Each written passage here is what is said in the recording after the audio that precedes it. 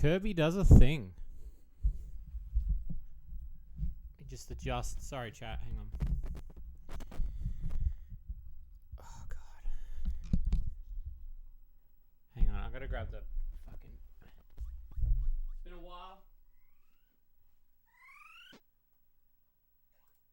There we go. Good old Poyol. I love me some Curb.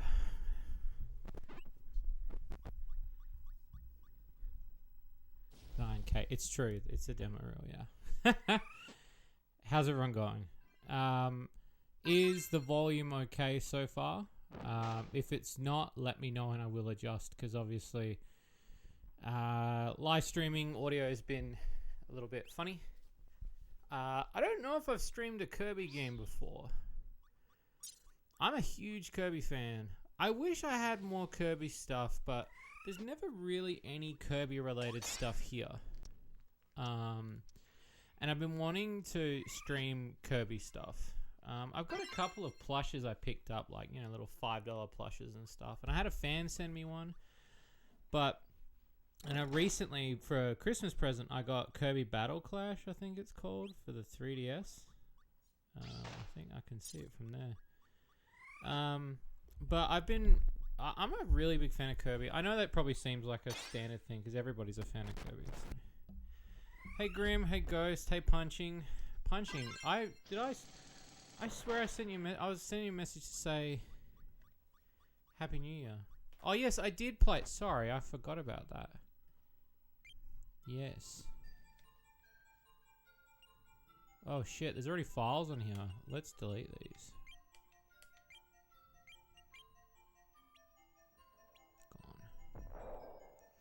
This is when they had files on the cart.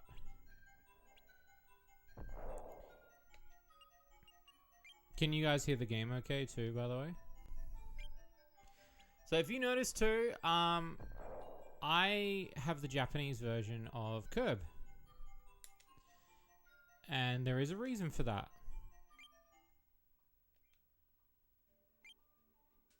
There is absolutely a reason. So, to give you guys a bit of backstory, if we didn't talk, Happy New Year. Yeah, I thought I sent a message. It might have not gone through, but Happy New Year. And I've been wanting to message you, dude, because I just wanted to have a chat with you in general. So, this game is really expensive. Like, boxed expensive, but even just to get a cartridge of this, it's like a couple $100. Like, it's not a cheap game to get a hold of. And I've always wanted this game. Like, this was like the first Kirby game I ever got to see. And I was like, holy shit, this game looks so cool. And right when COVID started,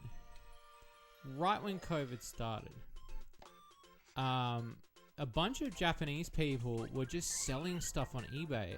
I guess it was because they were freaking out about lack of tourism and stuff, and people were just uploading junk stuff. And one of the sellers was actually, he uploaded a bunch of like Super Nintendo and 64 games. One of them was this game.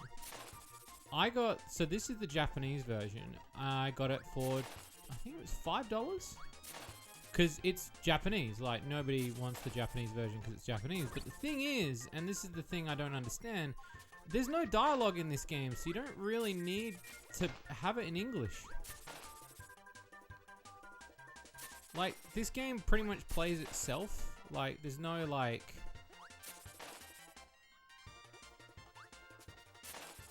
Do you know what I mean? Like, there's no, like... Hey, Bariko. You have it boxed? Oh my god, hold on to that. Yeah, I think it's the Power Box version that's really hard to get a hold of. So I got it in an eBay auction for $5. And I'm pretty sure the guy lost out because he would have had to have paid, like, shipping. And then I found out that Nintendo 64s, obviously you need a Japanese N64 to play this right because of the slots are different. But the power bases are the same. So, like, because the power supply is external, you don't have to worry about frying an N64 by plugging it into an Australian power socket. So you can just plug this motherfucker into, you can just plug this motherfucker into a power socket because it automatically converts the power. So I spoke to a mate who had a Japanese N64 and was like, "Do you want mine? I have mine. I'll sell it to you for $20." And I was like, "Fuck yeah, that means I can play 64 games." So all I had to do was just, for tonight's stream, I just swapped over my N64 with my Japanese N64. And that's all I've done. So that's the long story short. So for $25, I'm able to play this game. But I've got a bunch of other Japanese 64 games. And I'm hoping when I go back to Japan, I'll be able to pick up some more really obscure stuff. Because there's a lot of cool 64 games that didn't make it out of Japan. But I've always seen, this is like one of the only games where you really don't need English. It's visually telling you a story, so. Oh no, Waddle Dee! More like Waddle I. You're waiting to click in at work. Say hi to the peeps at work for me.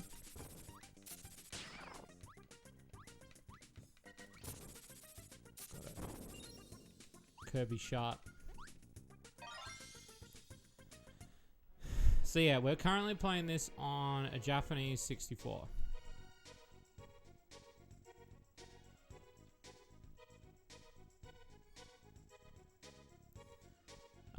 Which is really cool. Okay, and I guess that's why most consoles don't do that sort of stuff, but like, fuck. I get annoyed at the fact that,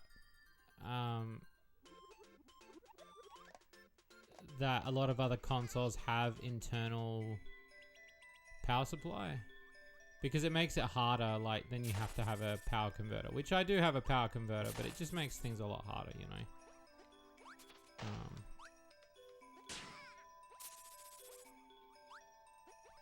And, you know, it's not fun having to set all that shit up.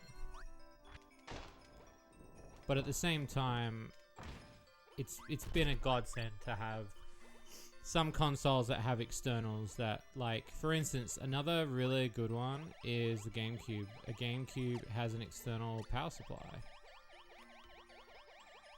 And because of that,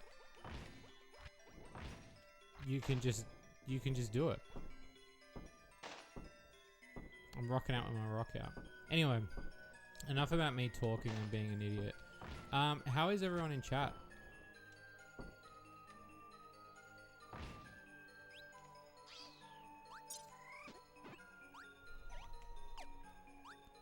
I also forgot this game's a D-pad game, which is really amazing.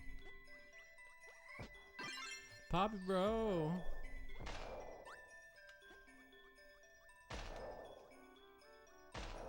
You're doing good. Almost completed the spooky nether space. Nice.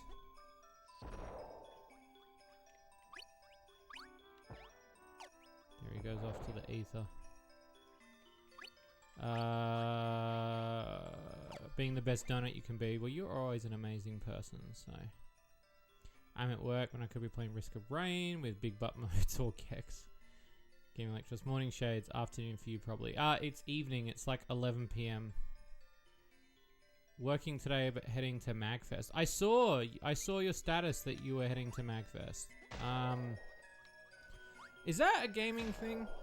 I've heard of it before. I've heard some of my favorite streamers and stuff like Vinesource and stuff go to MagFest, but I don't know what it is.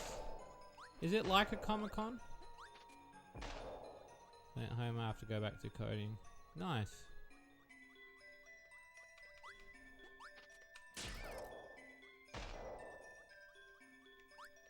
So the only time I've really played this game was I rented it when I got a 64. My friend got a 64, and I ended up renting it from a Blockbuster.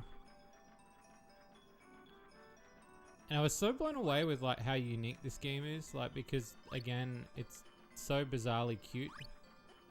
But there's nothing really like this on the PlayStation that I could think of at the time. So I was like, wow, like this is very unique for the 64. Like, no, there's no other people like Kirby. You know what I mean?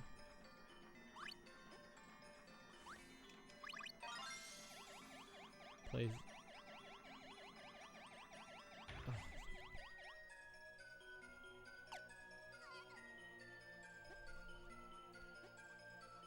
More like good lord. That's terrible.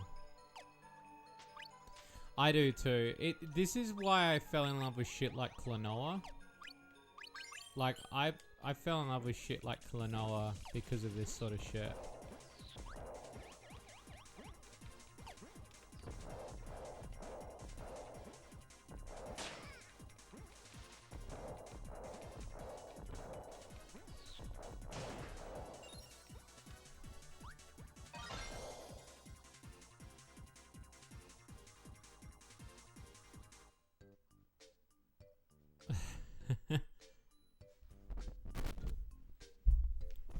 So I'm playing this on a Japanese N64. Not my original, but...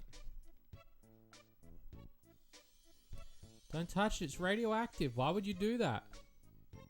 Can you guys hear the game okay, by the way? I would love to make a 2.5 platformer. I reckon it'd be really cool. Something really cute.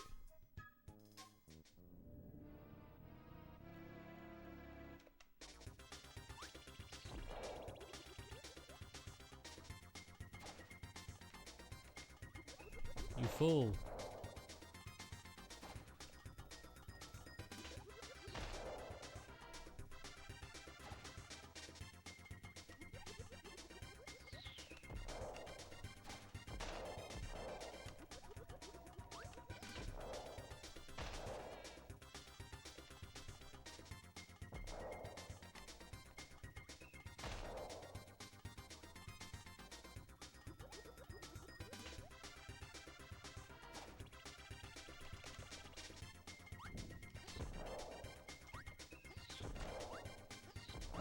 Dansky.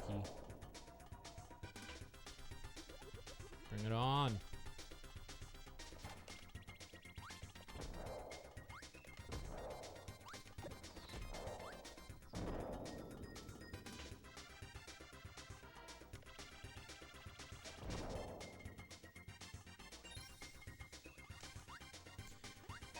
This child law and order space. Completely dark. Oh my god. Core Vials are 2.5. Very first proof of concept. And I love it. I got a mate at the moment, like an IRL mate, who keeps talking about Book of Corval to me. And he's like, bro, like, when's it coming out? Like, I'm like, bro, I don't know. Like, it's not my game. And he's like, bro, I really like, you need to like tell me when, because I'm really excited. He loves that sort of shit. Like, he's in love with it. It's fucking neat.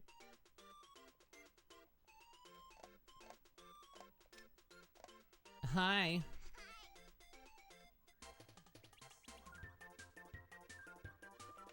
There he is, Cone Man the Bongbarian. He's the guy.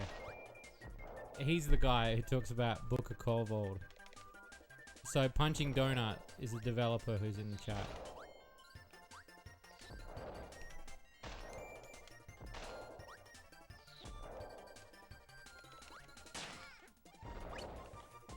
Tell him I'm working my ass off. But you can tell him he's right there in the chat.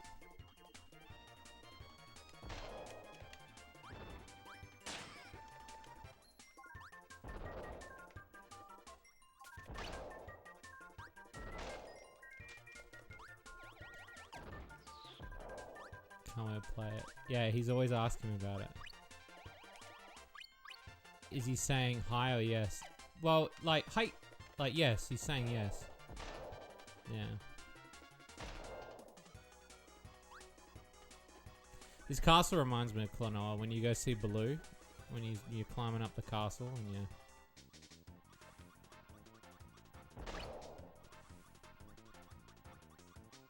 There he goes.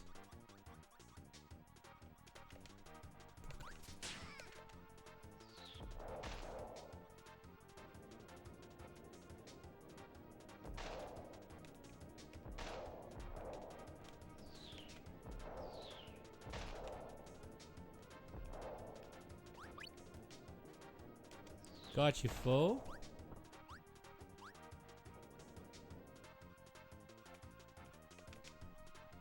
There you go, you heard it here first. Q2 of this year.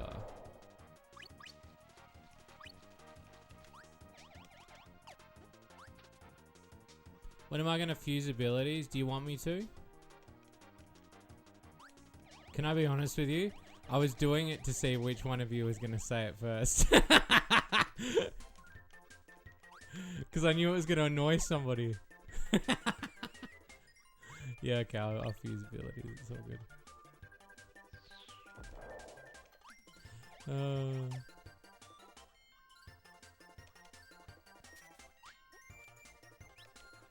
I want this one though.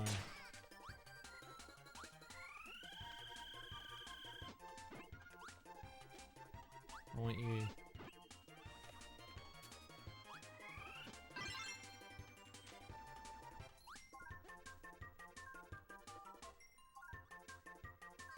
Sorry, I've got a dog looking at me at the moment. Hang on.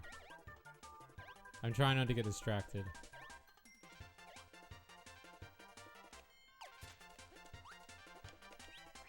No. Sorry.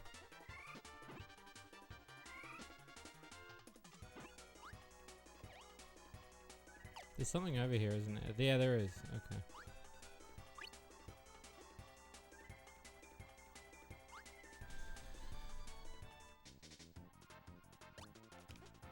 Because I didn't have the thing, because of fucking...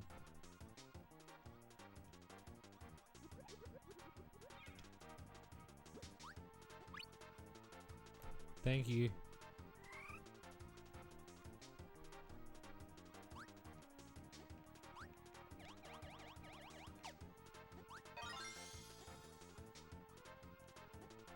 Yeah, there's a weird divide with Turok. I was talking with somebody the other day about that, actually.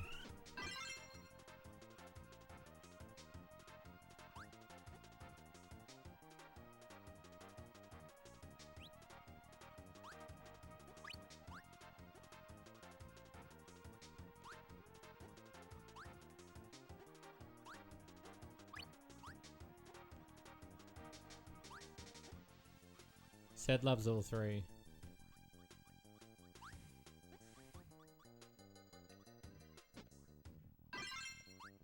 People are too harsh on 3. Wow.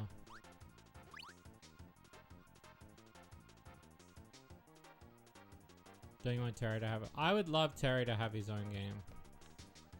Fuck her. I would love Terry to have his own game. I'd love Terry to have multiple games, but I just don't have the time or the resources. So.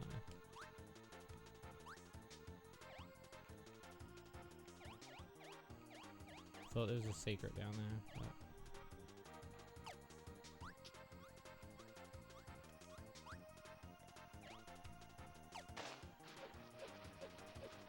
This game lacks VMAs, the Japanese women cast. You can thank Coman the Bombarian for that gift.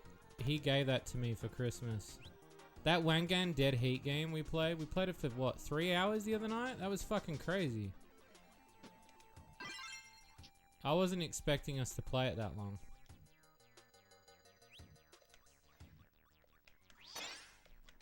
There we go. I'd say out of all of these, this is probably my favorite. Yeah, it was great. It was great. I loved it. I was just surprised. I thought we'd play it for like 20 minutes or something, and then we ended up playing it for what, 3 hours?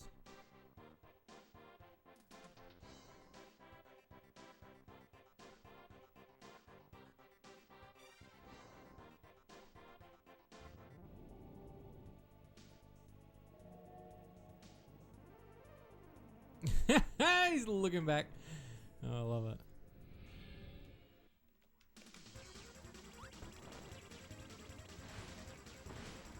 Fuck her. Stop it.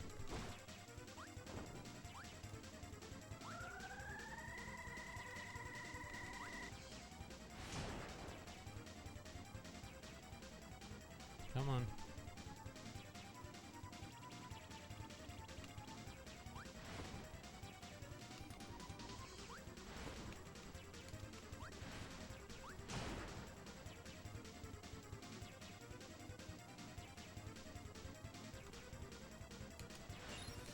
Kirby has officially sharded.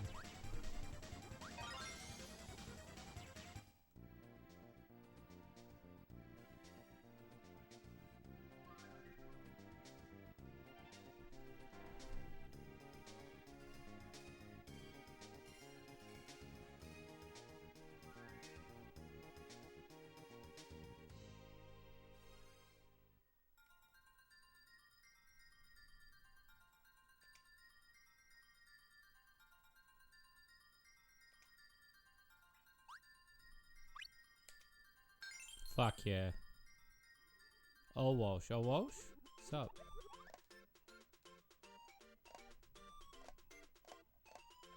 Alright, up to tree. Tree. Hi.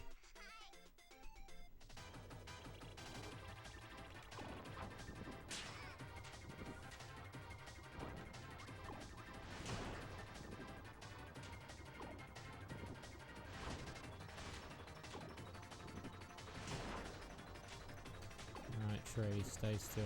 Fucker.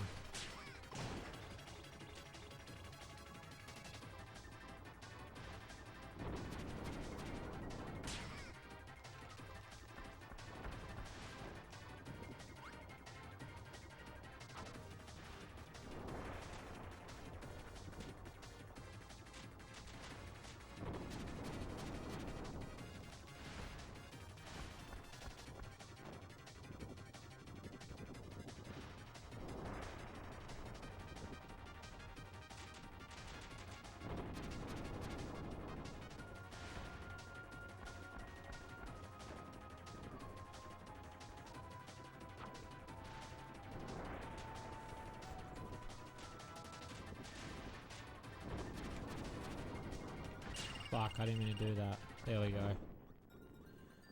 Woo! Kirby commits deforestation. It's pretty close. Do you want to know a fun fact? There's actually a level in this game they cut. It's where Kirby ends up using, you know the stars that he jumps on? The little jet stars, and he jumps on them? There's one where he hits the Pentagon. And there's like all these people screaming, he hit the Pentagon, he hit the Pentagon, and then it cuts to like the president, but they had to cut it, so because people wouldn't understand it, so they cut it from the game.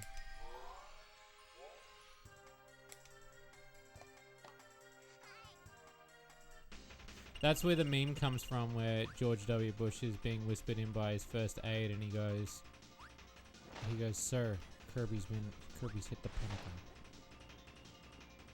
Jesus. My little cat. I love the cactuses, man. Everything's so cute in this game. I love it.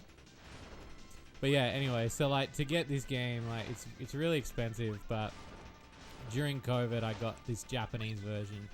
If you can also tell, like it looks a bit washed out. I don't know if it's on my TV on the left it doesn't. I think it's just my big TV.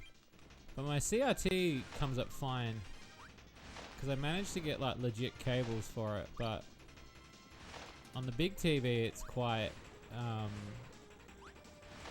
it's a bit washed out, I think. I think the colours could go up a tad. But on the CRT it actually looks perfect. It's gonna sound silly, but my introduction to Kirby was Smash on the N64. He bought it new for 30, that's pretty good. Kirby's calling the police. I love those images of Kirby holding a knife in the middle of traffic. I think it's really funny.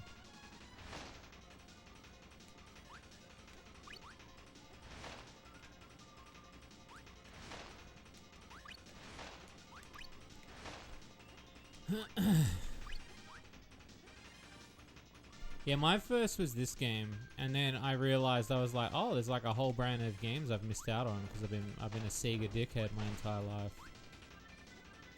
Well, not really a Sega dickhead, but like I wasn't one of those kids that could afford every console. So you were just kind of like brought up on the fact of you get one and you go to your mate's house to play Super Nintendo. Like I had a friend some neighbors who they had a NES, and so that's when I got introduced to Battletoads. Because I was while they were playing Battletoads, I was playing Asterix and Alex the Kid and fucking Cool Spot. They're playing Battletoads and Mario Brothers. You know, and it wasn't until later, I think it was like 5 or 6 years later, when my dad went to a swap meet, and then he bought me a NES for, I think it was $100, and it came with 30 games. And it was in this, I remember it very well, it was in this soggy cardboard box. Because the guy, he just bought it off this guy's guy, I don't want it anymore. And he ended up getting it for me. I was so happy, even though like it didn't work half the time. I was like, this is so cool. Like, I have I have 2 consoles. Most of my friends don't have 2.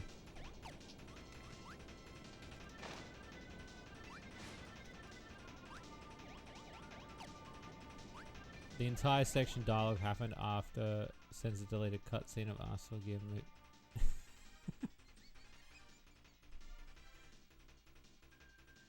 Yeah, I've heard about that actually. Yeah.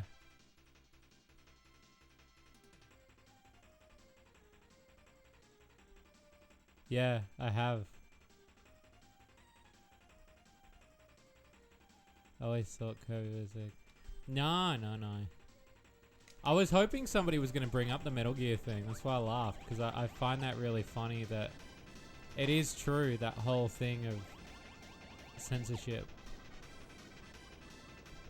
I mean, I joke about it and I make memes, especially if you watch me on Fun Dogs. Like, my humor is pretty open on Fun Dogs. We say the weirdest things on Fun Dogs all the time, because there's no filter on Fun Dogs. But like, I don't believe this should be censorship anyway. Like, it's why I've been pretty open. Like, I was writing today. I finished writing the new that game, and there's a bit in there where like I wrote it, and as I was writing it, like I knew that a lot of people would find it offensive, but at the same time, I was like, I'm not trying to be offensive. I'm just trying to be funny, and I know there's a bit of censorship that a lot of people don't like, but I know a lot of things I've changed in what I say and how I do things over the few years, but there's still things that like I think you can joke about.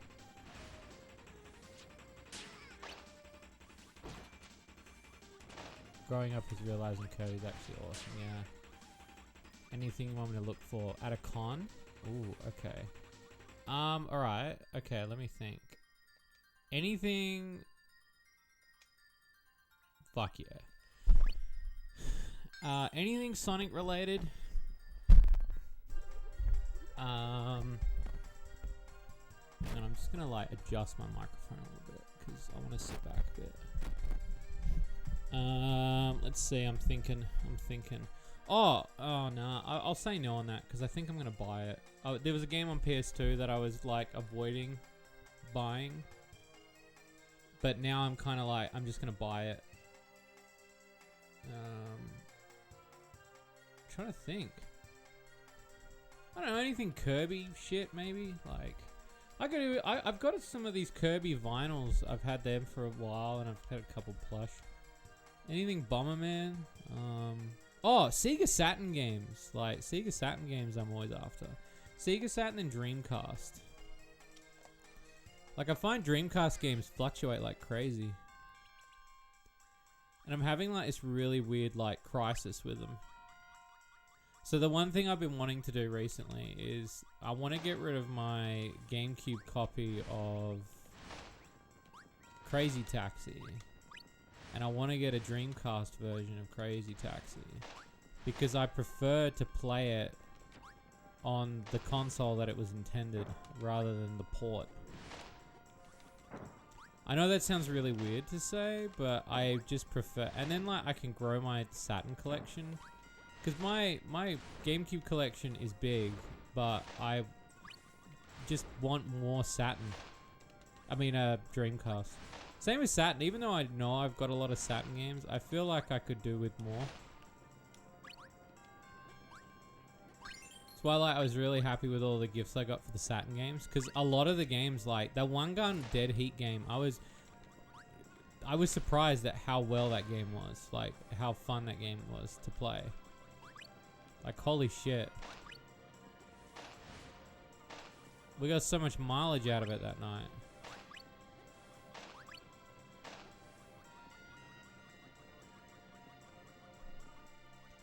Let's change power-ups up.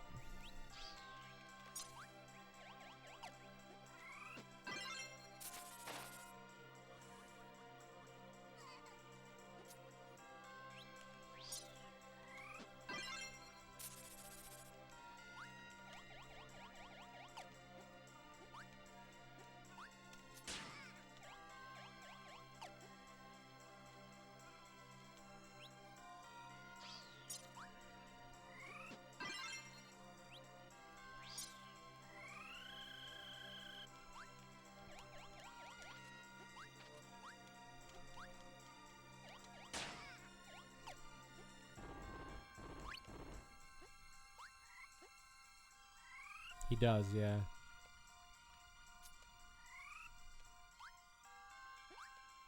He does. He fucks around and he finds out.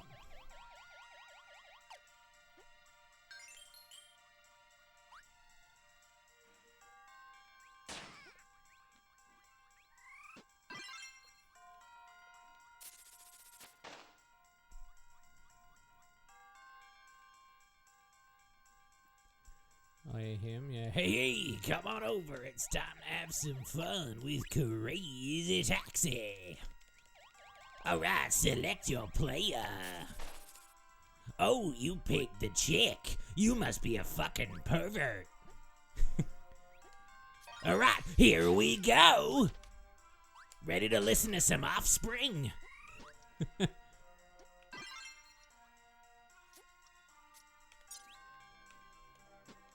Yeah.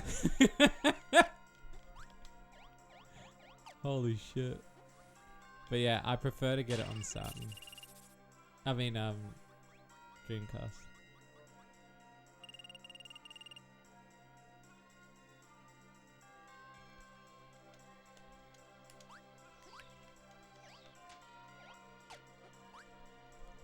Well, that's what it is when you play it, like...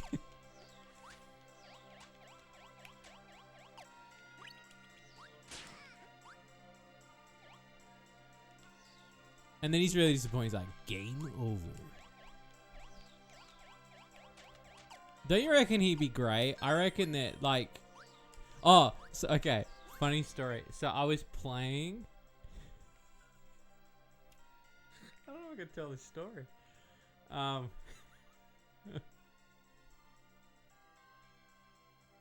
have to think if I can tell it. It was,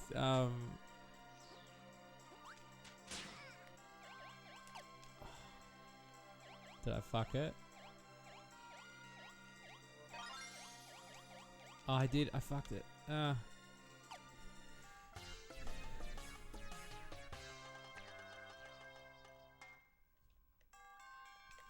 What did she call it the other night when she saw it? Oh, that's it. That's it. I can tell the story. It wasn't offensive. It was my wife was watching me play Crazy Taxi.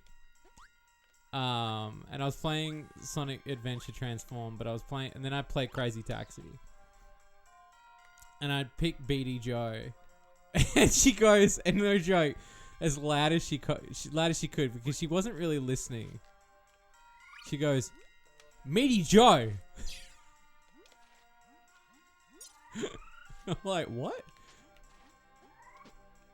Is that guy's name Meaty Joe? No, it's BD Joe. Oh, it sound like Meaty Joe. And so like the whole night the whole night it's like, you selected Meaty Joe. it's just extra meaty, like. Oh, holy shit. I couldn't believe she called him Meaty Joe.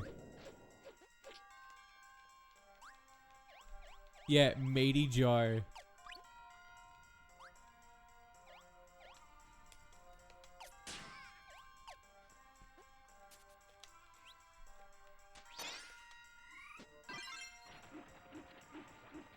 Yeah.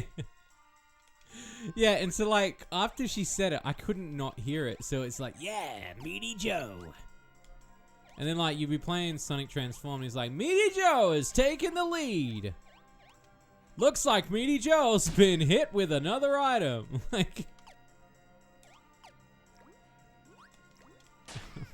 please, like that game is ruined for me. For domestic Jesus.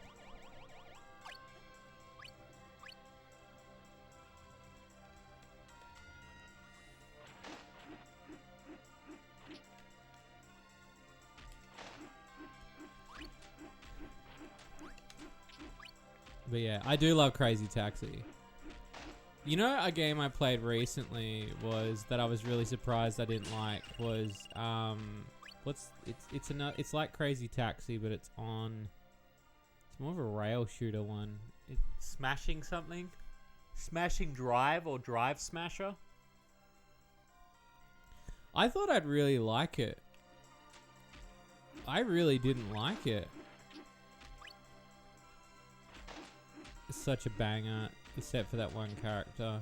Yeah, Sonic. I hate him.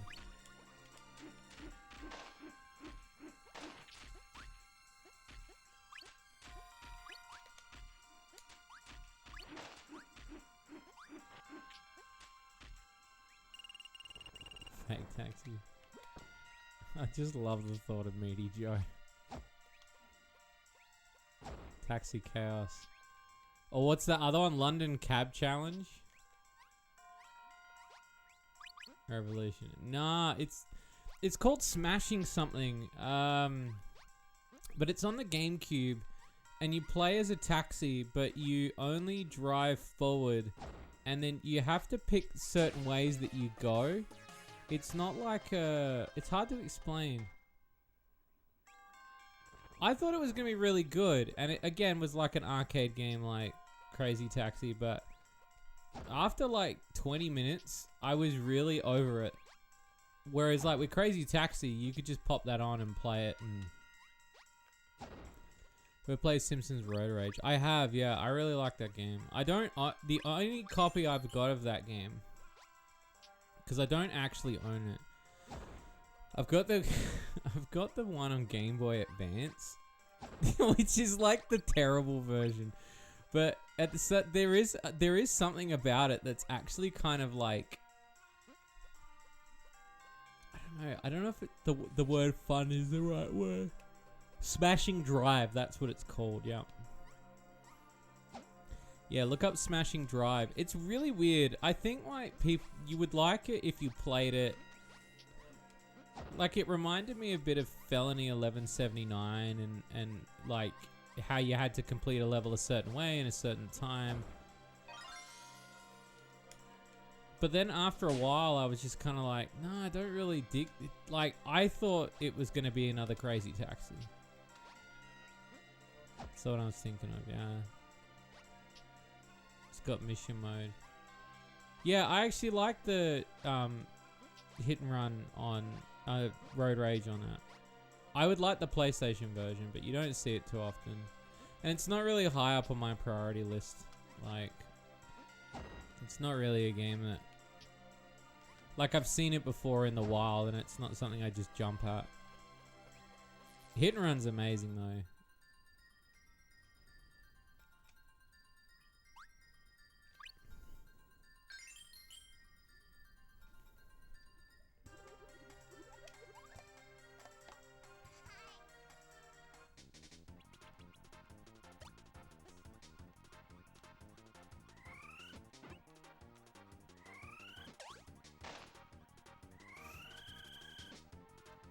Too many billion years on hit and run on each console of that game. You know what's funny? Like that game has gone through a really weird resurgence where it became really rare, and then it's like it's become common again. I've seen like when I've I've got a legitimate disc of it, but the case I've got is fake because the person I was dating at the time, she loved hit and run. But she never had a case for it, and so we made one. I printed one off. And so my case is fake, but the disc is real. But what was really funny about that whole the whole thing is that the game is like, the game's like gotten more expensive over time. I know you can get it on Xbox, PlayStation, GameCube. At one point I had it on GameCube as well. I think my personal opinion is the PlayStation 2 version is the best, but I think that the Xbox version's probably got to be where it's at.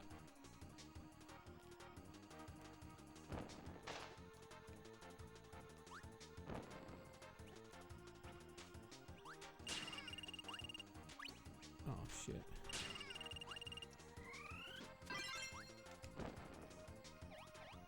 No, it is.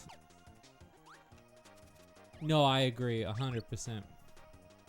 There's 2 people on YouTube at the moment that are currently remaking the game, which I find very interesting.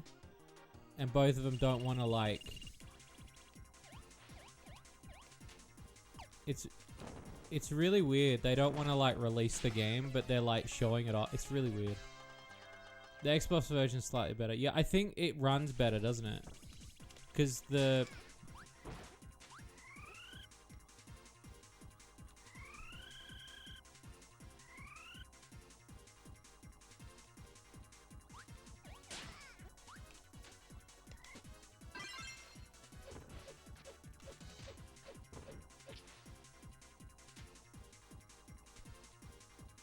He's killed by triangles. He's killed by shape.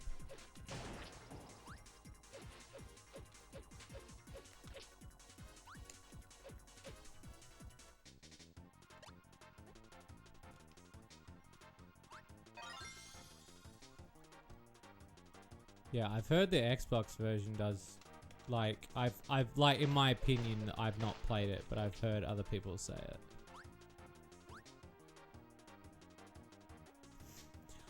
The only thing I've got multiple copies of nowadays is Sonic games, because I know that there are a lot of different variation versions. And when you want to talk about it's usually like Colors and Lost World, and even the Olympic game ones. Like, there are so many variations of like mini games that are exclusive. But I can understand why a lot of people would own variants of certain ones.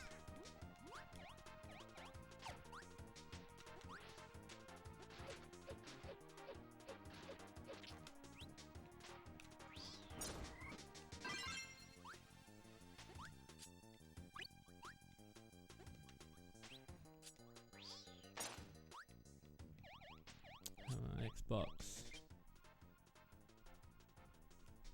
I want to get Psychonauts. I want to get rid of my PlayStation 2 copy of Psychonauts. I'm really disappointed with how the PlayStation 2 one fucked me over. But getting it is so expensive. I'm just waiting at the moment now. I'm just waiting until it gets cheap again. Because that shit does get cheap again. I think less so for Nintendo shit. Nintendo shit is very weird. I have noticed a really big drop in Super NES games recently. It's like a really big drop, and it's really high-end shit too. Stuff that I'm not even interested in, but I just watch it and then I'm like, wow, like who decides that? Like, it's weird. And I hate talking about that sort of stuff because to me, like, it's the thrill of the hunt when I go buy stuff. Like, I recently got Command and Conqueror, the one with Tim Curry in it. I picked it up for $5. But that game's worth way more now.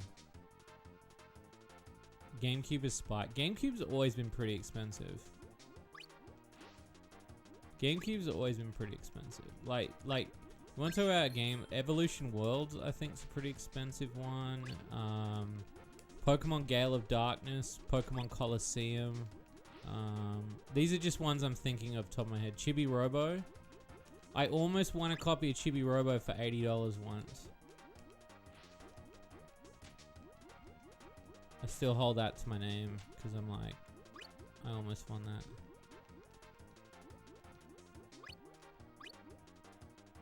Saga amongst physical copies, but game. Yeah, it is, yeah.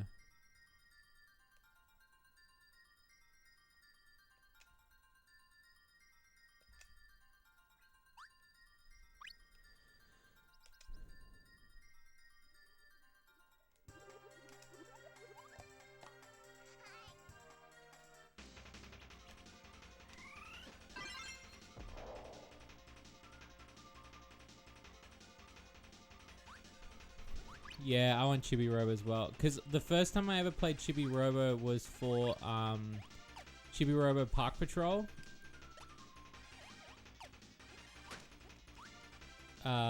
For DS. And I felt like Chibi Robo Park Patrol is fucking awesome. If you've never played Park Patrol, that is like one of my favorite DS games of all time, hands down. It is so fun. Ziplash is okay. It doesn't hold a candle to Park Patrol though. Ziplash is just like a Mega Man clone. Trying to be a Mega Man clone slash Shattered Crystal. Like Sonic Shattered Crystal. But Park Patrol, I think it's Park Patrol. Chibi Robo Park Patrol is so good to me. You want to know another GameCube game that I really want that I can't find anywhere is Warrior World. I want that game so bad. It's like only $80, but there's just a part of me that just doesn't want to pay $80 for a game. You've honestly given up on collecting. All the players may have been picked clean. Everything left is too expensive. Well, I mean, that's the thrill of the hunt now, is to be more accurate on where you... And to wait until somebody turns their collection in. It won't be like that forever. A lot of scalpers would have picked that shit clean though, but... It's just a matter of waiting. The hardest part about being a collector is being patient. Because there is that tendency to be like, well, no, I'll buy it now. When it's like, you can kind of wait. You will find a copy, it just will take a while. There have been a lot of games that I've done that for. Like Sonic Adventure 2, I managed to get Sonic Adventure 2 on the Dreamcast finally. Like an original PAL copy. I've never been able to own that game ever as a PAL. I've had Battle, I've had the Japanese version.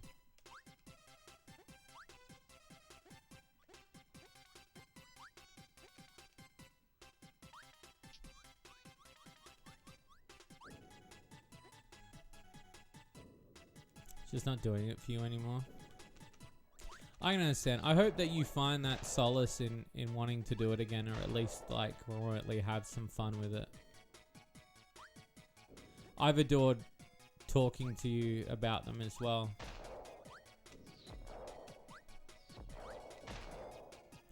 It's very hard to find collectors nowadays to talk to. People that really have a passion for collecting. Even just like, I mean, for me, it's just about collecting games I want to play. I don't want to like...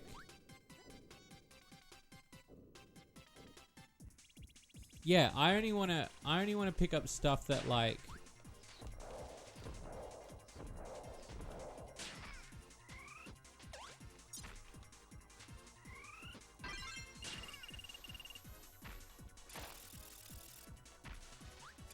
Close.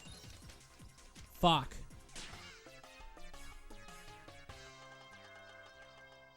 Like I own laser discs now.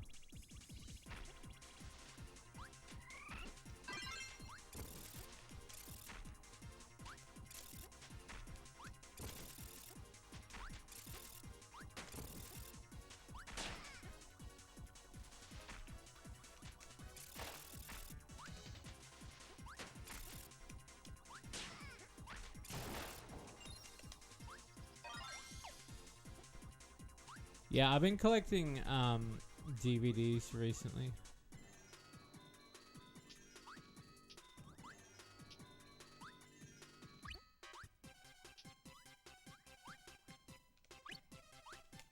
Just stuff I want though.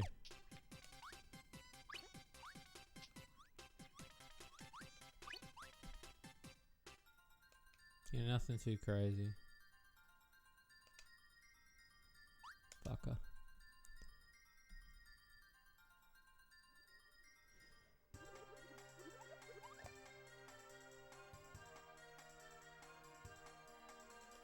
You're under arrest? What's that?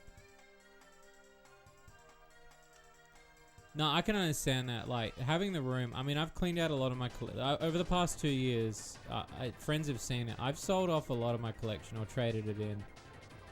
I just don't have the space. Plus, I want to only play stuff that, like, I have time to play.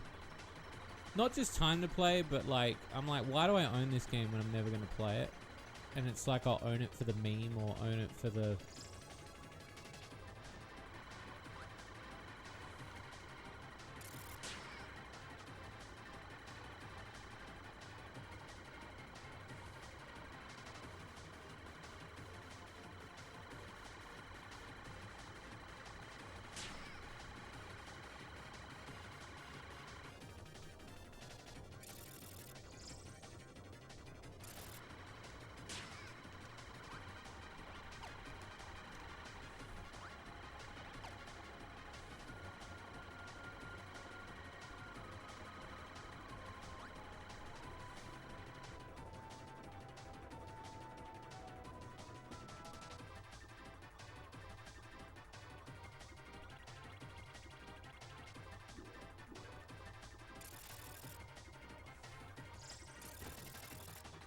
Sorry, this is taking like a lot of my concentration.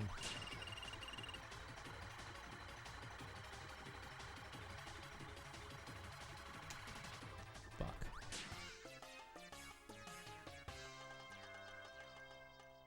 Only buy games I want to play because of lack of time. Okay. Remakes of games. No, I can understand the remakes.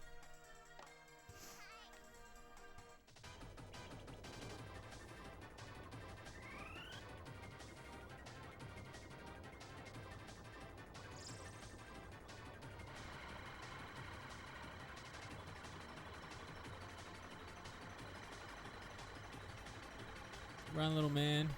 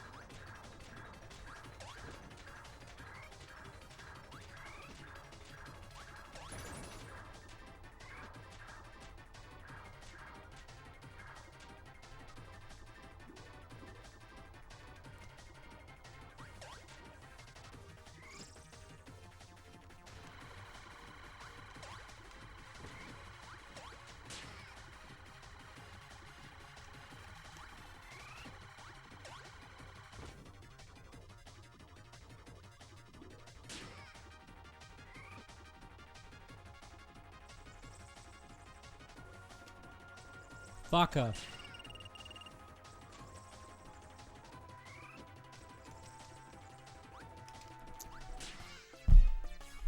So it's alternate colors for that one.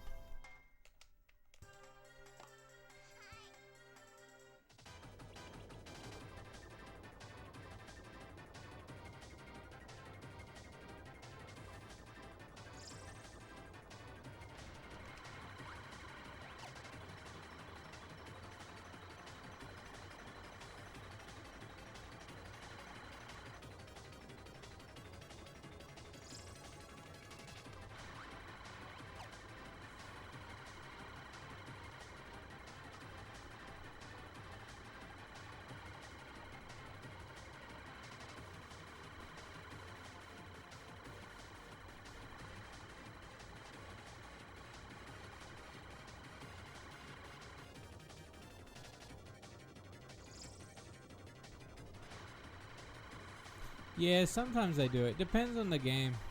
It depends on what game it is that will take up the time.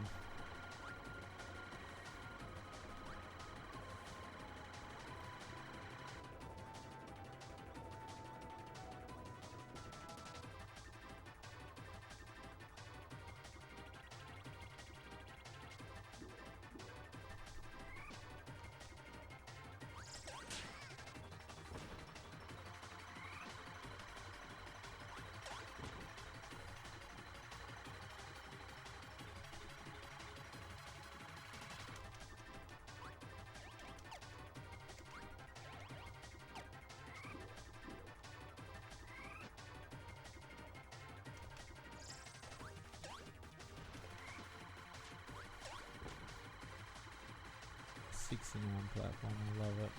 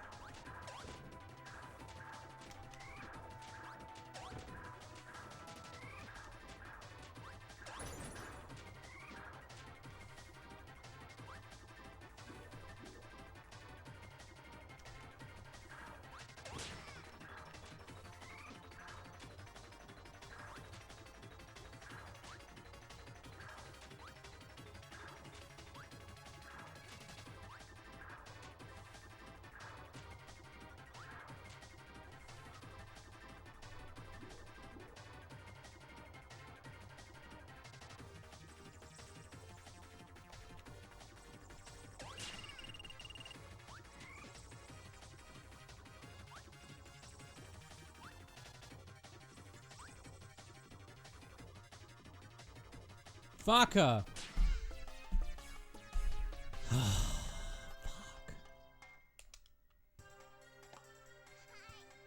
I was close. Sorry, chat.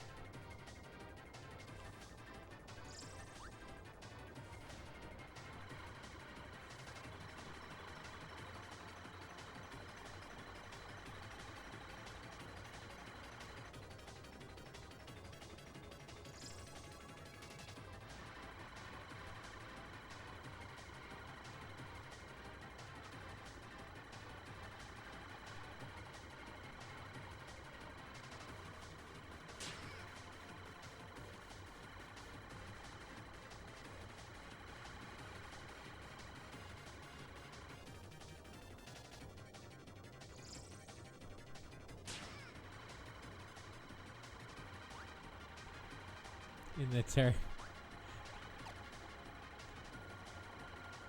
is amazing. Well, I'm glad I've created a line in which people can quote, you know?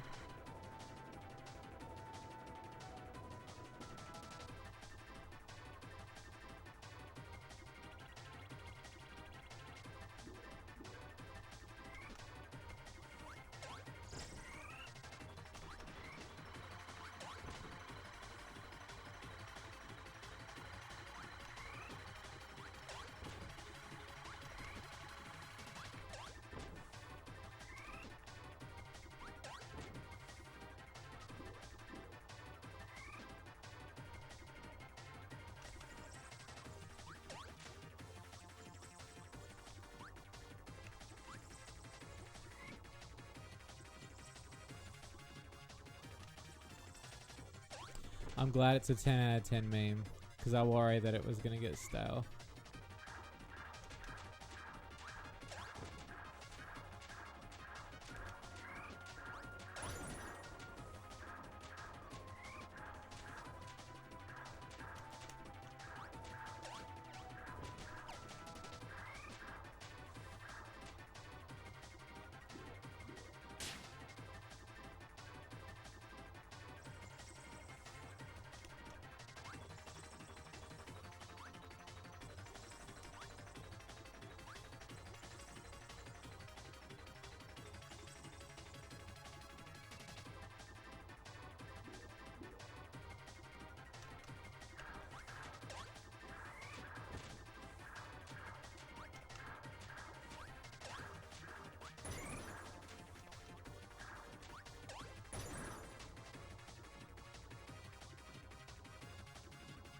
There we go. Ooh! Sorry about that, chat. I don't know why I struggled on that. Hi.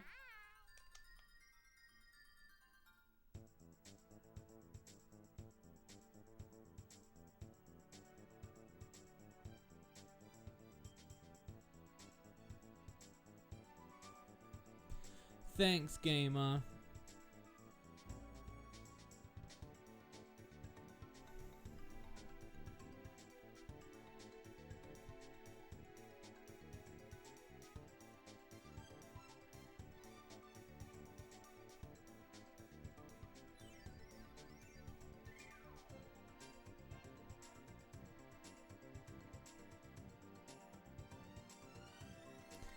The next world.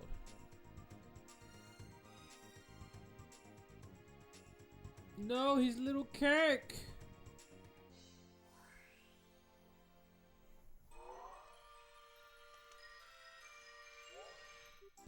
Kevin Costner's Waterworld.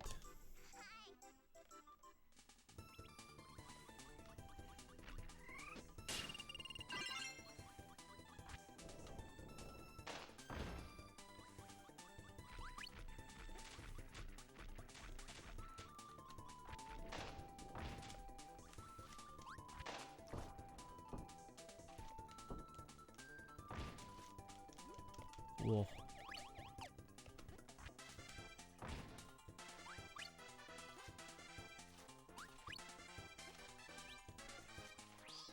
Give me that.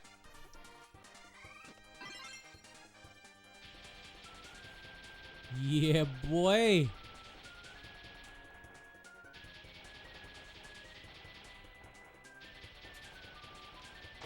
I love it.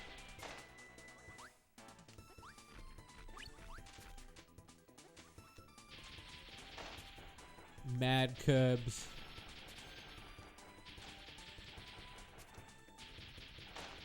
You gotta love him.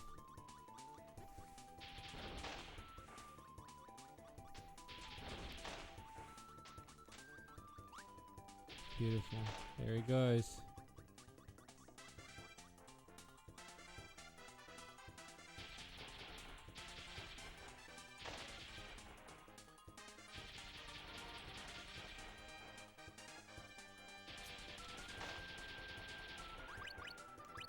Whoa! Kirby reenacts Pompeii. Colorized.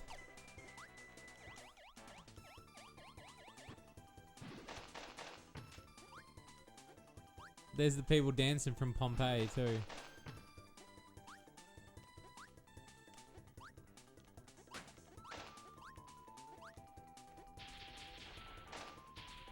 Dude, don't even get me started. I love Kirby Air Ride. I'll say this much without trying to tease you guys too much, because Kirby Air Ride's one of my favorite GameCube games. Without saying too much, I will say this. If you love Kirby Air Ride, stay tuned in Shady Lucart at some point for something really cool.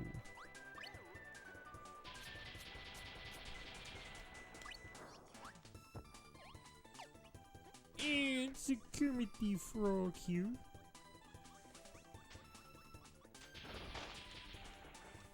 Oh.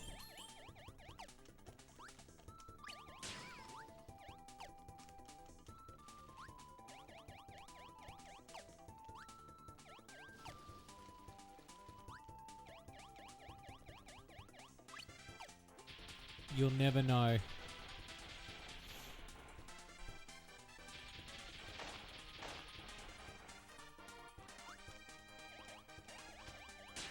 Well, no, you will know, but...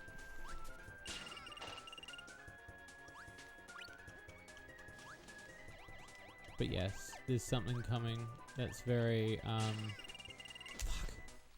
That's very Kirby Air Ride related.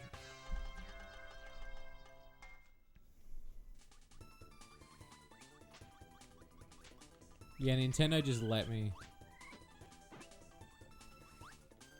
They were just really happy.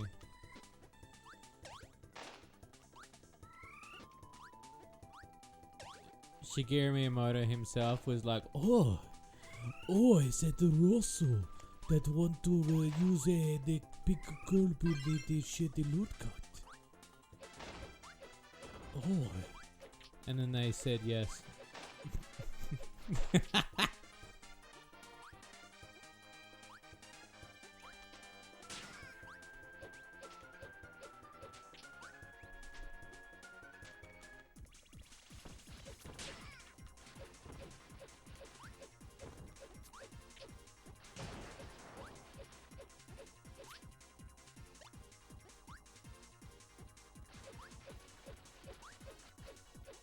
That actually happened in real life. It did. It happened in real life. I was there.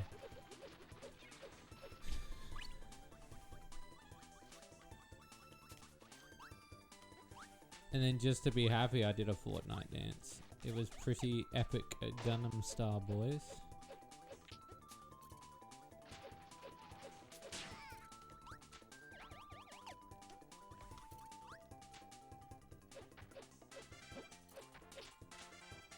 Did you hear that Hooters is shutting down? I don't. Why are they? Why? They said it's not part of the generation anymore. I reckon it would have been COVID that would have killed it. That means Japanese Hooters is gone too, because, which by the way, I was calling Japanese Hooters littles because they were all tiny.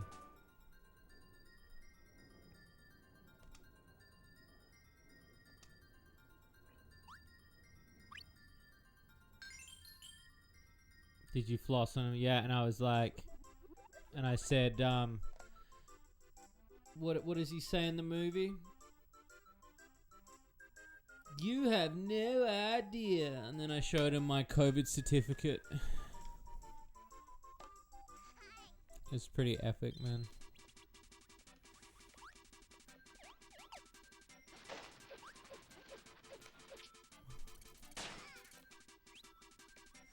Fucker.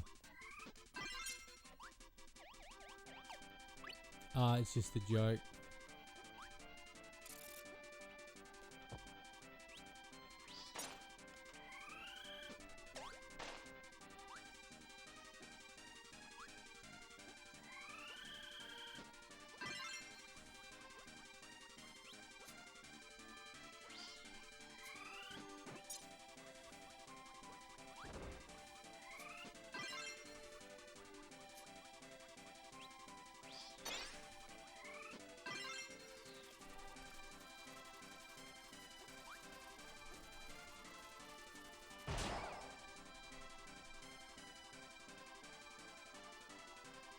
But I mean, what's the point in that? They might as well just sell everything off at that point, eh?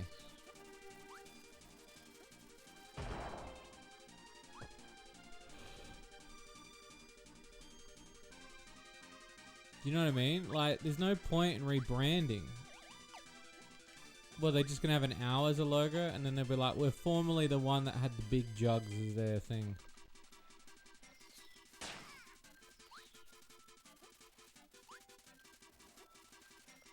Like, I don't understand what rebranding is going to get them. Do you know what I mean? Like, I don't understand the thing behind that.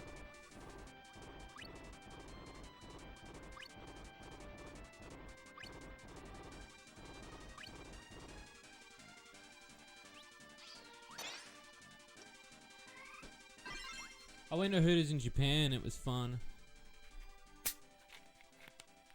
Giant owl costume.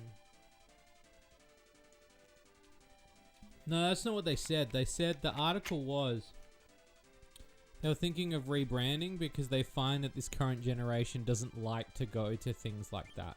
It wasn't so much about being offensive. It was more about like why is it that like I guess less people are going to the strip clubs and shit. Do you know what I mean? Maybe. I don't know. The first time and only time I went to Hooters was in Japan, and it was exactly what I expected it to be.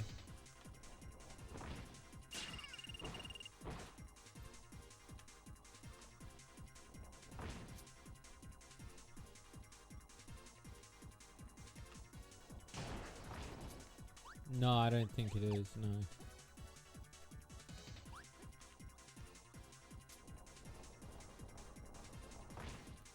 I mean, burlesque clubs and shit like that, yeah. I mean, sex is gonna sell regardless.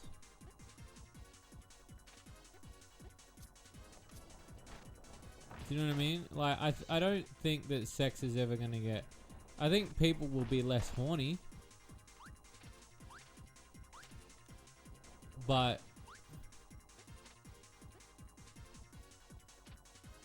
you danced around a bowl.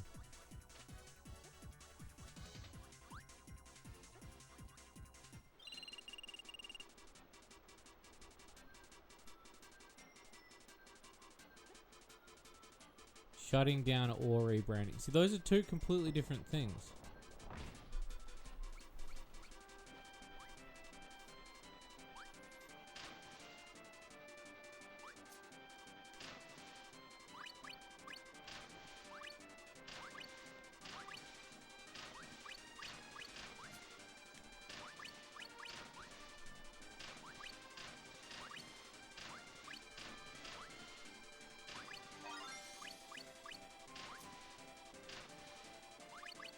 Yeah, those are two completely different things.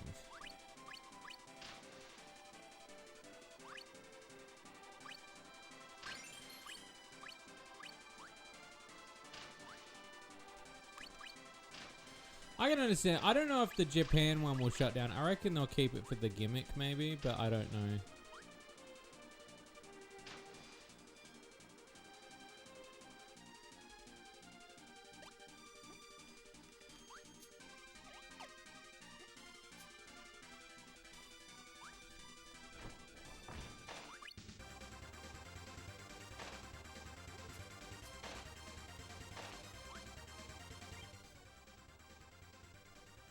There's a... I read there's a spokesperson. It's gonna be a fight. See, that sounds like an epic story.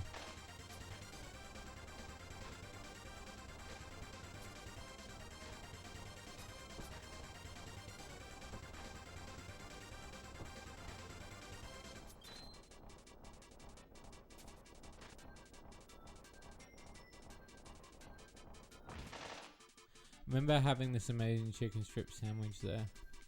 I mean, the food that I had was alright. We had the chicken wings and stuff, obviously.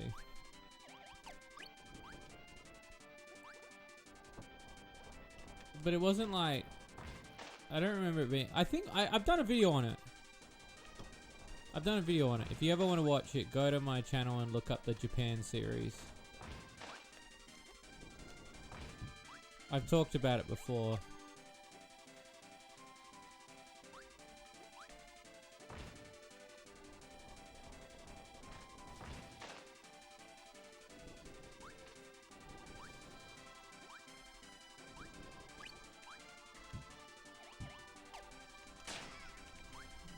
Oh.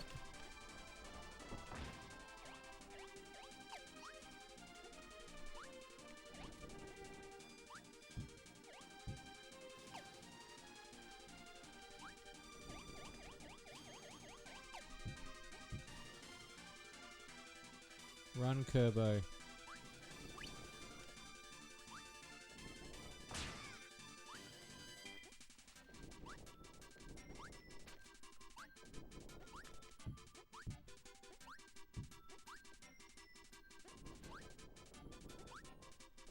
I hope then the world will finally...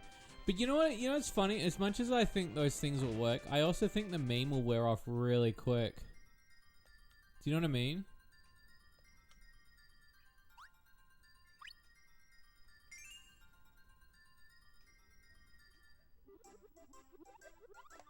Because I think, like... I just think it'll wear off.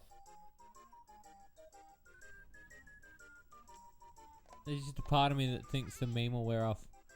The whole goth IHOP and, you know, the fanboy hooters thing, you know.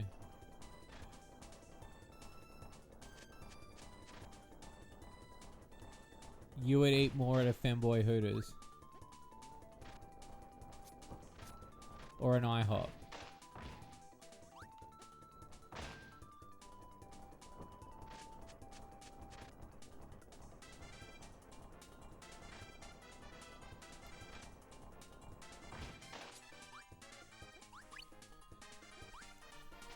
I mean, it'd have to be like, I think it would work as a pop-up store like they do in Japan. You know how like they do the pop-up restaurants and the pop-up themed restaurants? I think it would work like that.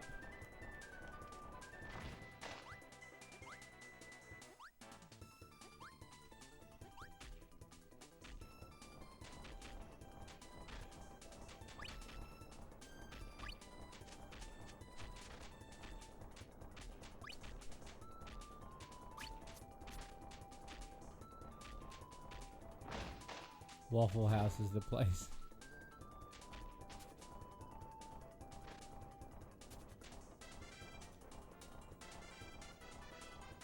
But there's been a goth Hooters for a while. They've been pretty popular. Is it really?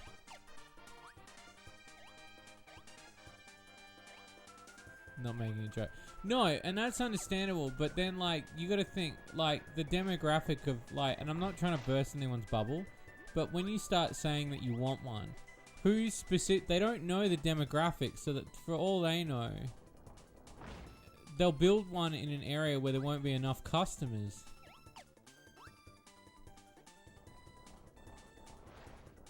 We need to look at the metrics, people.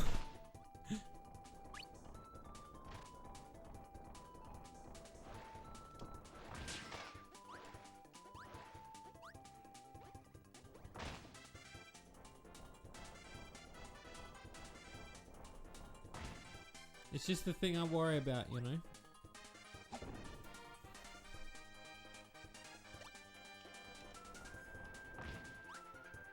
It'll crash too quick.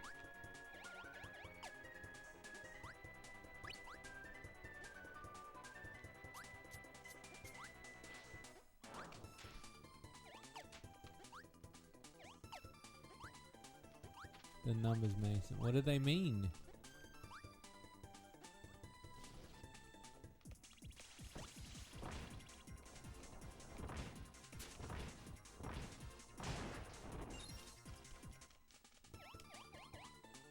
Oh, I missed it.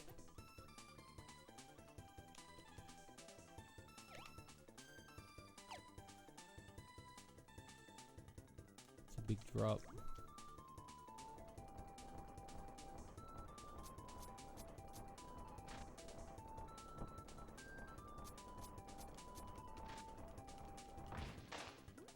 I mean, yeah, it would be.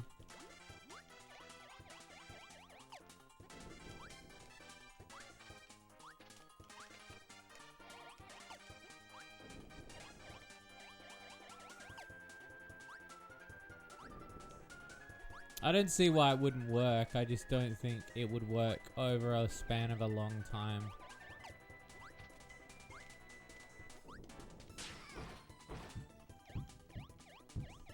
I just think that like that kind of shit would like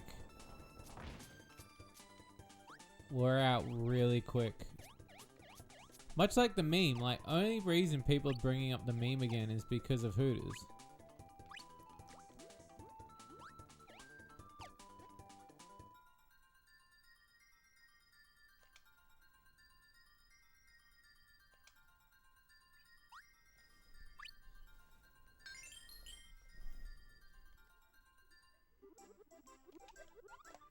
Hi.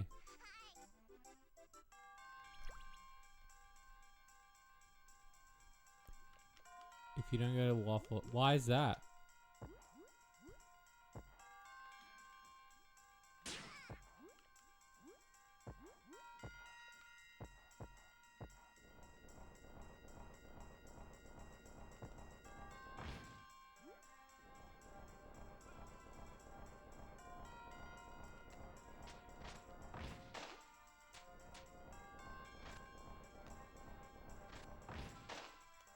I need a new power up.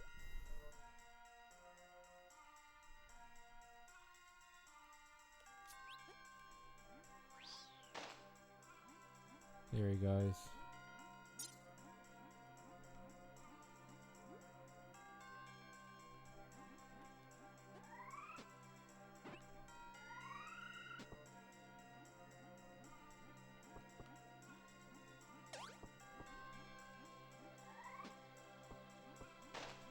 Oh. It's a wild place, man. I've seen fights. What? What do you mean?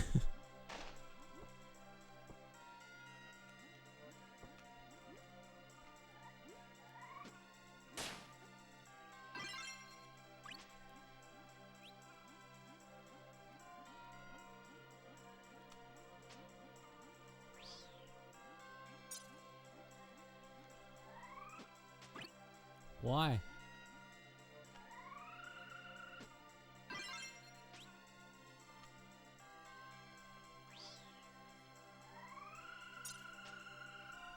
What's the joke?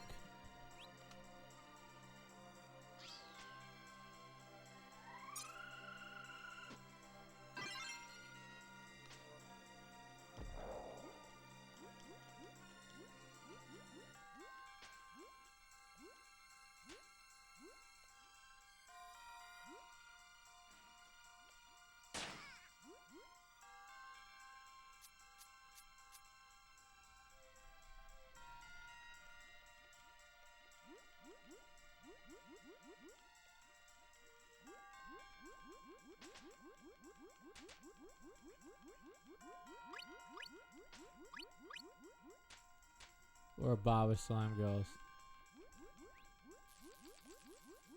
I mean, I wouldn't be opposed to it.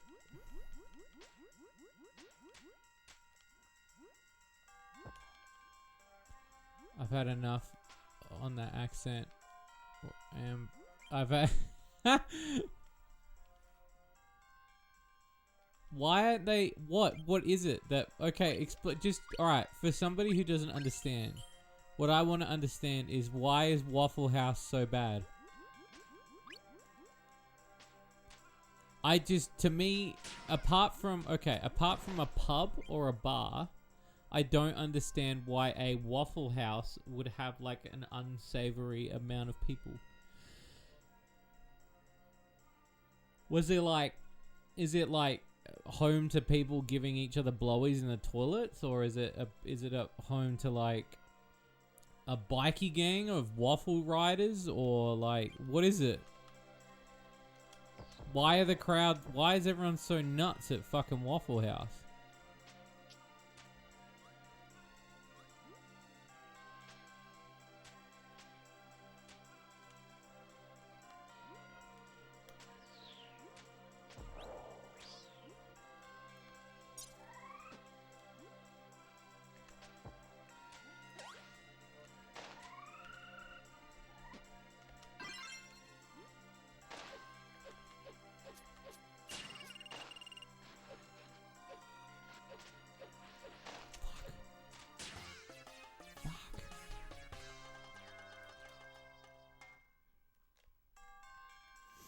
It's a hard one when the jets are pushing you.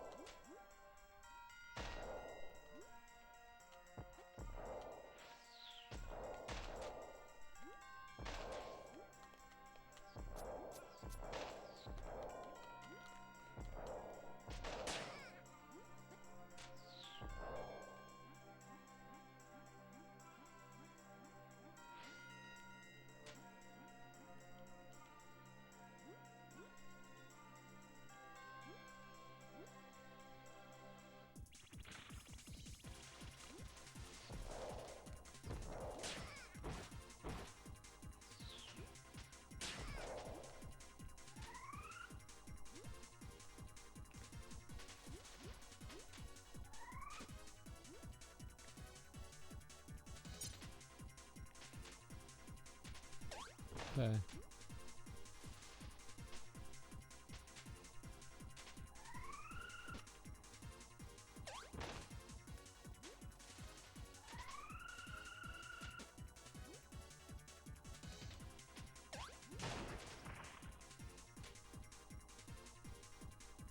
Can nobody explain to me the logic of Waffle House?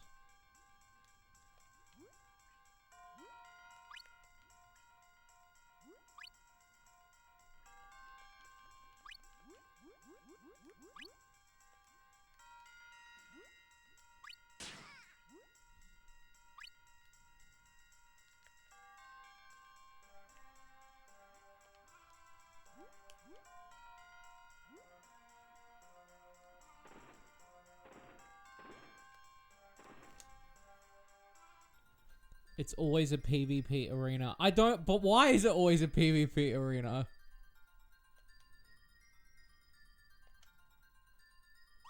Why? Maybe they go on pancakes and stuff. Well, I just don't understand what causes the fights. Like...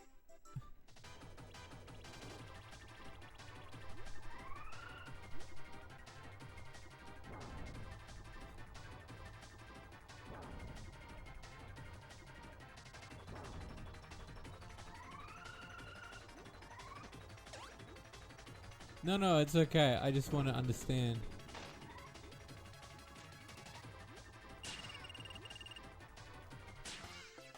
I want a full breakdown. I want the lore. I want the Waffle House lore.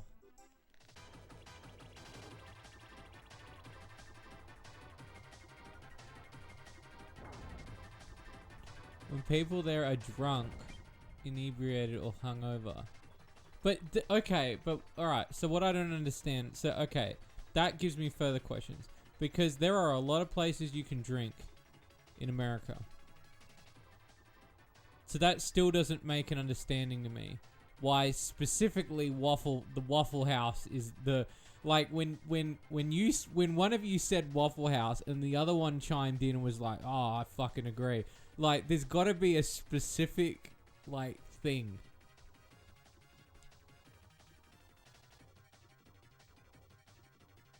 Like, I feel like there's a hidden lore or a meme or something.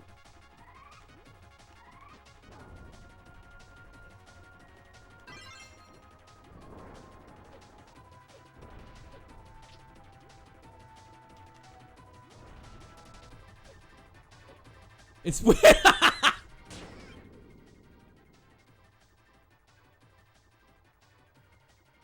So where the Biden 87 actually happened. Okay. Oh. Oh, I fucking almost fucking choked on myself then when I read that. Waffle House is always open. The drunks at Waffle House. Okay, so alright, so now I'm starting to get a bigger picture. So Waffle House is open like 24/7. It's a 24/7 establishment. So it's become like an eatery that people will go to after they've had a night out. Because of the 24/7.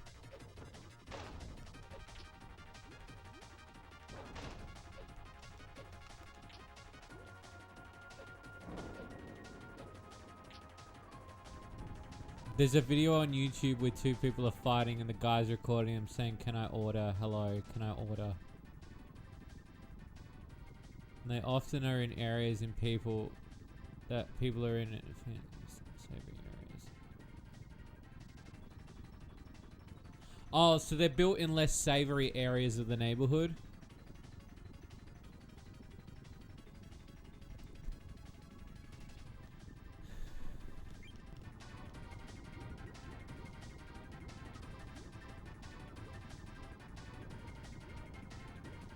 Okay, now I'm starting to understand. Because when you say, like... Because saying Waffle House makes it seem like, oh man, you know what? You know, I hear there's a lot of, like, terrorism acts happening at the kindergartens here in Australia. Why? Oh, you know. I shouldn't have to explain.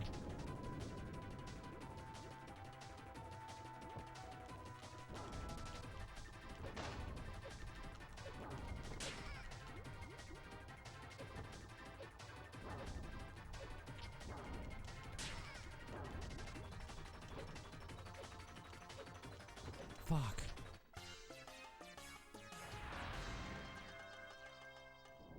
Dude working the grill. What the fuck?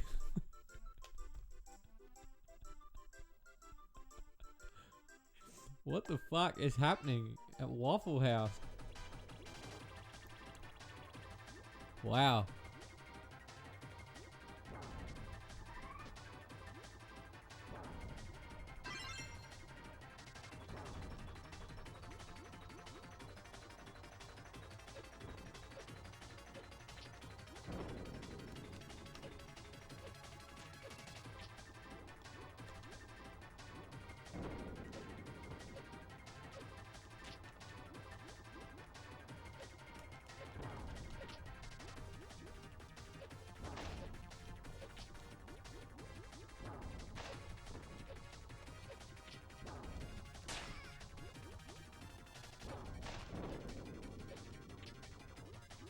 They need bounces, apparently.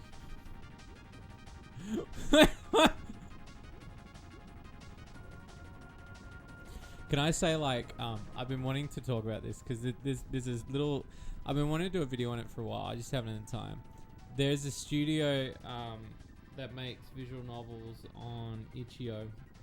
The names that they have for their visual novels fucking slay me every single time. And I don't know why, but the Waffle House thing has kind of got me thinking you could do a porno Waffle House. This company, they do these names, and the names of the hentai visual novels they do are always so intense because they don't give a shit about the censoring.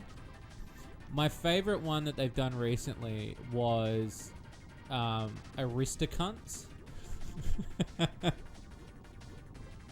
Like, that's how bad the names are. Like, I forgot that some of the other names are fucking corkers too. But they're like, it's about girls that are rich.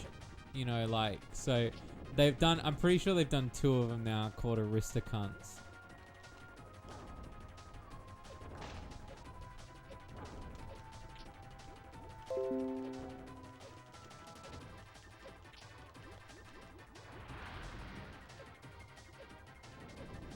Yeah, Aristocunts fucking slays me.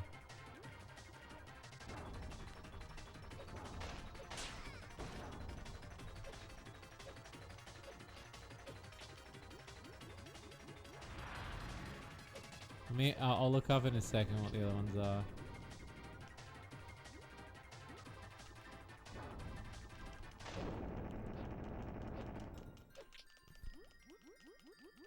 Hang on.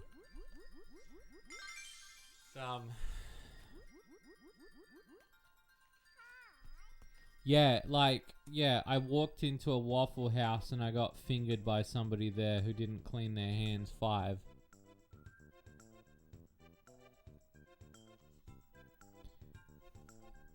That shit fucking kills me. Free Willy 4's been cancelled. Oh, Kirby's fucking dead.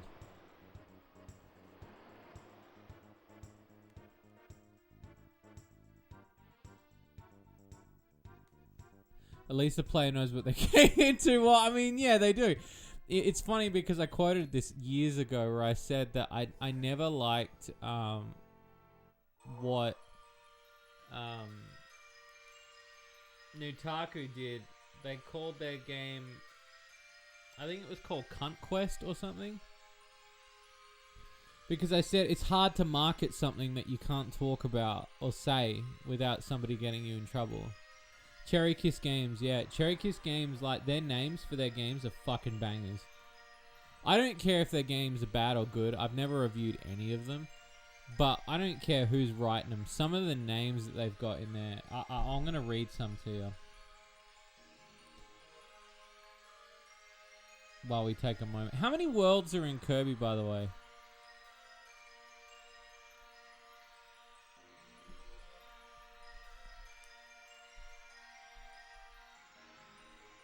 I assume it's 6, right?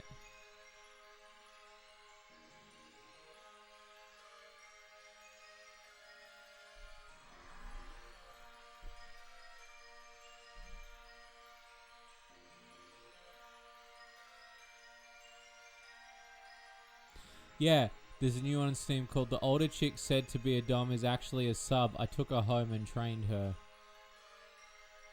Never played this one. I think it's about 6 to 8. Okay. I saw the tick over time for this was like 2 hours, but I mean, I'm taking longer than that, obviously.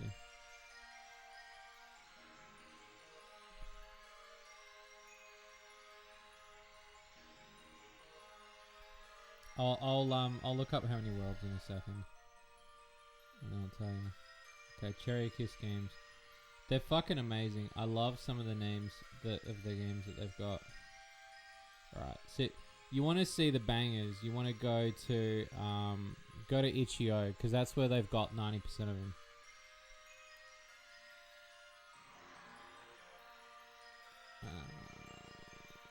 So some of them are pretty tame. Master of the Harem Guild, Angel Devil, Elf and Me, Deviant Dungeon. But then, like, as you go down, like, is it going to show me on here? Oh, sale. Oh, I'm in the sale hosted by. I don't want to be in a sale. I want to actually see. Some of the names in here are great. Hentai Heaven Slutty Salvation. Yandere. This one's fucking great. I can't even read this one without laughing. Yandere Godnet. Yandere Goddess. A snatch made in heaven.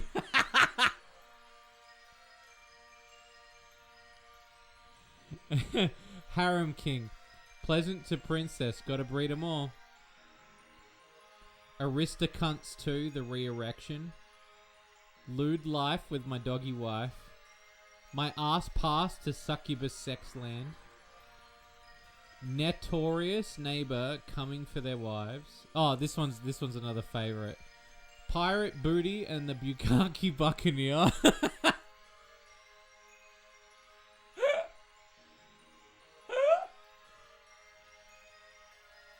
Elf wives cheat to ride my meat.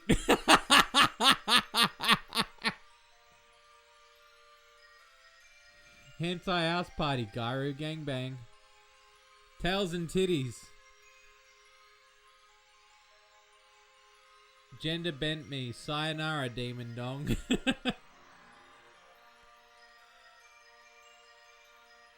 My married cousins. This one's great. My married cousin's need for seed.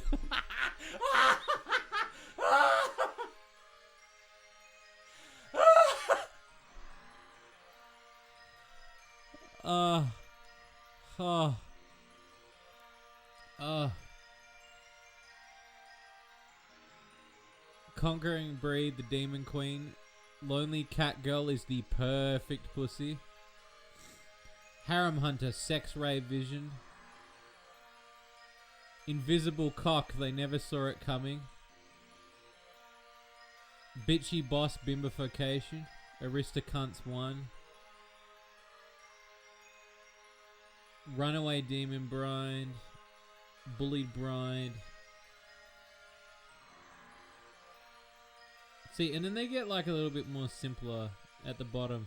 So whoever took over the naming of the games really like took it to a level which I respected. I wonder if the workflow contains titles first makes it. You know what, to be honest with you? If my job for the rest of my life was just making these games, so I could come up with a couple right now. So like, all right, let's go through some of my highlights here. My favorites are,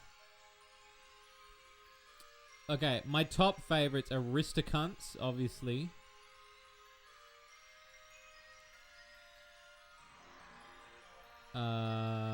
My married cousin's need for seed.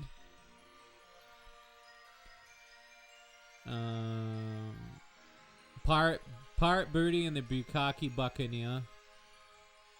My ass pass to Succubus Sex Lands.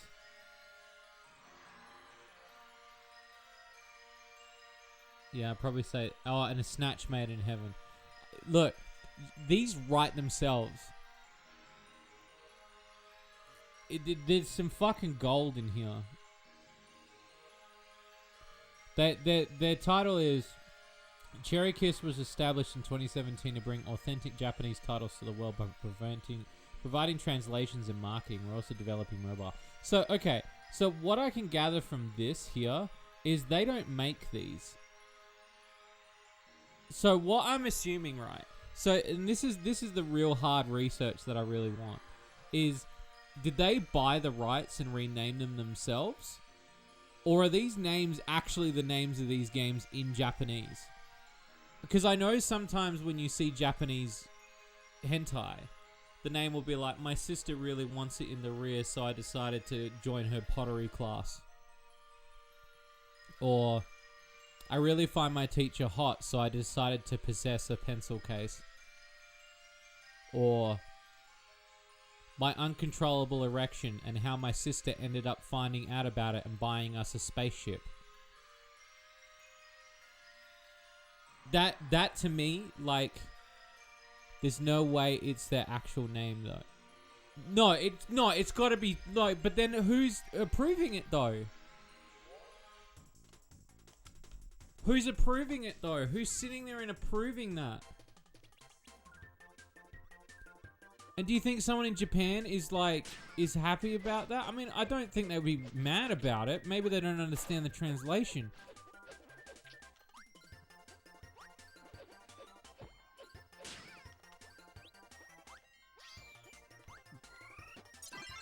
I doubt the creators care that much. I mean, I guess not if they're translating it. I don't know. I've met some pretty passionate... No, I would take that back. I've met some pretty passionate H devs in Japan as well. That literally will live and die by their sword that they've created a fucking banger masterpiece for people to jack off to. I haven't pondered names of hentai games when playing Kirby 64. Well, I mean, look. Isn't it when we play the most wholesome games that this kind of shit happens anyway? So...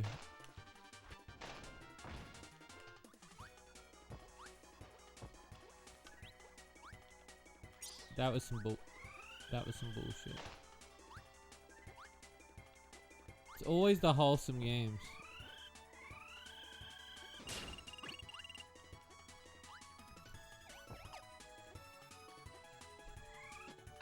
Okay, rock.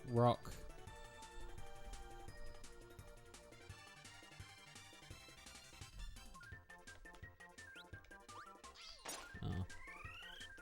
I was hoping to get something from that.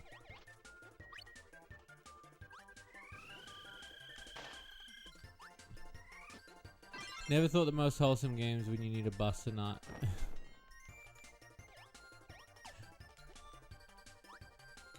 I mean, look.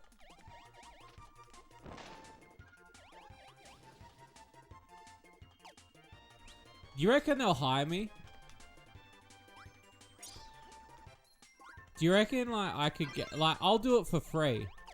Someone tweet at them and say that Shades is willing to name one of their games for them. I'll do it for free. They can give me any of their titles that they want. I will name the game.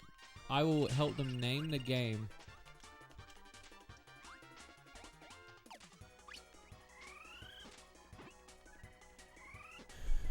Anyway, Shades with a... Oh yeah, of course. It just feels like that's the direction we've got to go in now.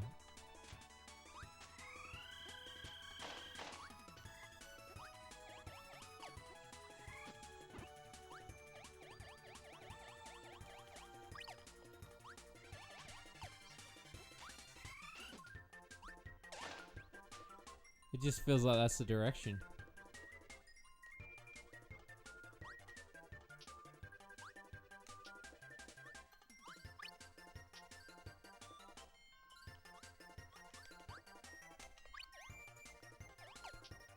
Like, I'll be honest with you. Regulus is in the chat. When I saw Spunk Stock, I actually kind of giggled a little bit. I thought that was on the line. Because you know me, chat. You've watched my reviews for names for games, and I did hate originally that Cunt Quest game or whatever it was called. Was it called like Pussy Quest, Cunt Quest for Nutaku? And then they ended up renaming it. And when I saw Spunk Stock, I was like, nah, it's pretty funny. Like, I like that. There was something about that I was like, okay, I get it. like, it's marketable on a level where, like, spunk doesn't necessarily have to mean what it means. Whereas, like, if you're saying cunt, there's only really one. It's do you know what I mean? It's only gonna mean one thing.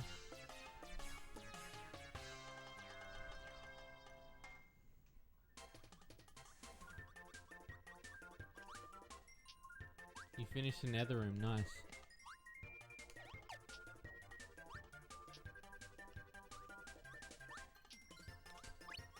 I finished my sister's nether room and now she wants to sleep with me.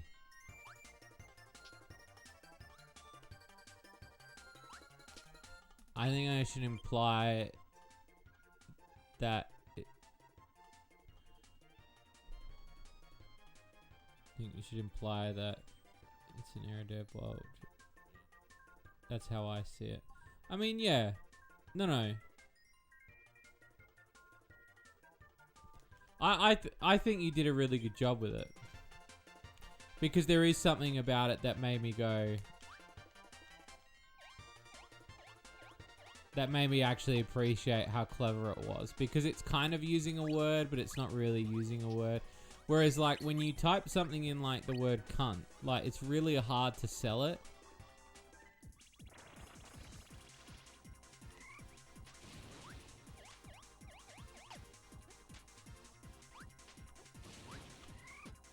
Like, no joke, I'm kind of happy that you didn't call it cunt stock.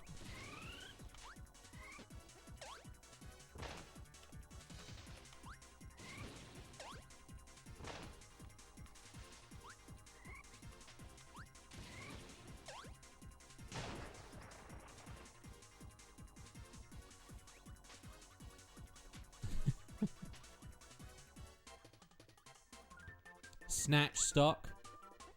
Okay, see, if you called it snatch stock, yeah, I would be like, alright, hang on.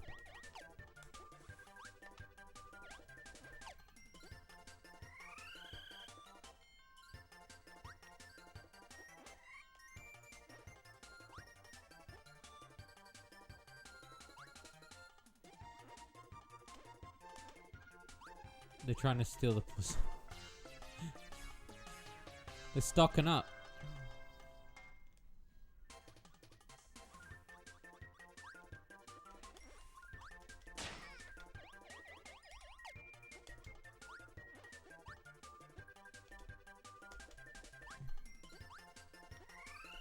They're just stocking up on it, that's all.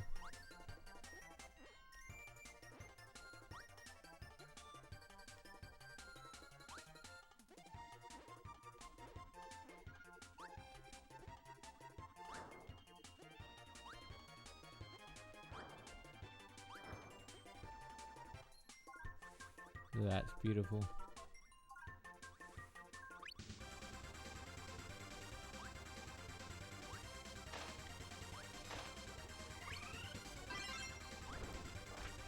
Fucking Kirby, please. Kirby fucked me.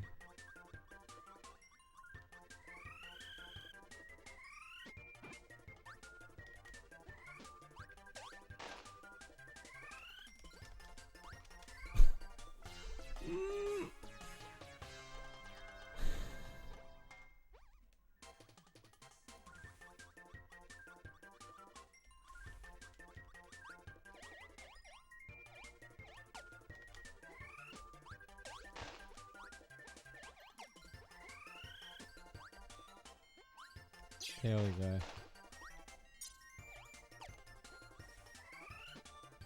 That's what I want.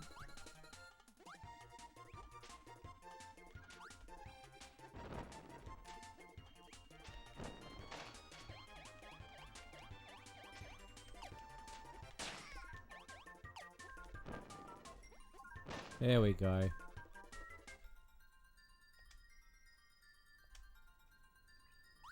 Give me that life. I need that life, man. Scissors at waffle.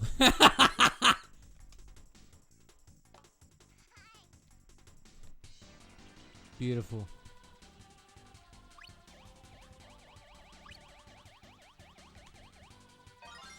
Beautiful. What a name.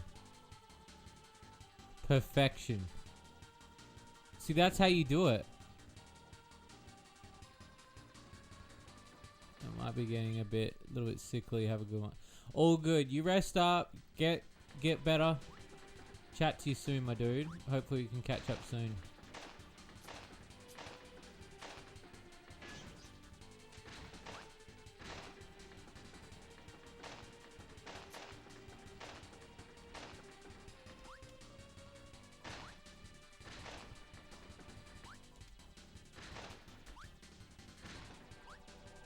Oh, look at him go. The true Chad. Oh, that's what I want to ask chat. Has anybody played Ni no Kuni 2? I've got Ni no Kuni Wrath of the White Witch, but I know the second one's been out for a while. Is that one any good? I know it doesn't follow on. It's just like a different story, but I really enjoyed that game.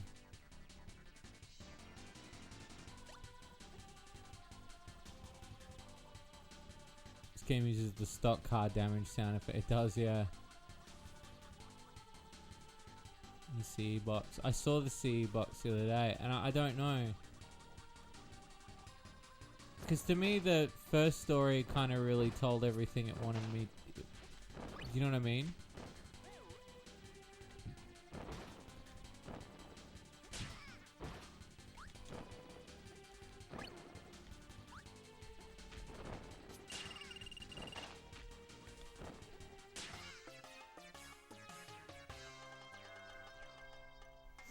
Combat seems pretty good in the second one. Other than that, I got no clue what the story is. Okay. Because yeah, I heard that the big thing, they do more base defense things with the gameplay, I think. Because the big thing for me was that I really did love the story. The story to me was what made that game. 100%. Like, don't get me wrong, the combat was just as good, like, you know, and the capturing of the monsters and whatnot, but there's something, like, inherently...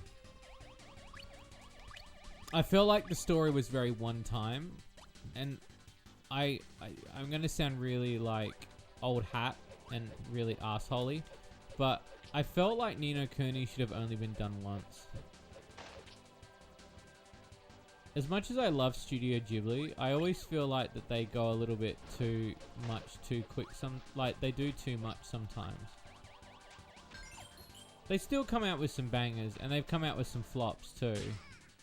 But I think what really annoys me is that the Ni no Kuni thing felt like a very special one-time event. And then when they came out with the second one, and the second one isn't involved with them, it's like another team.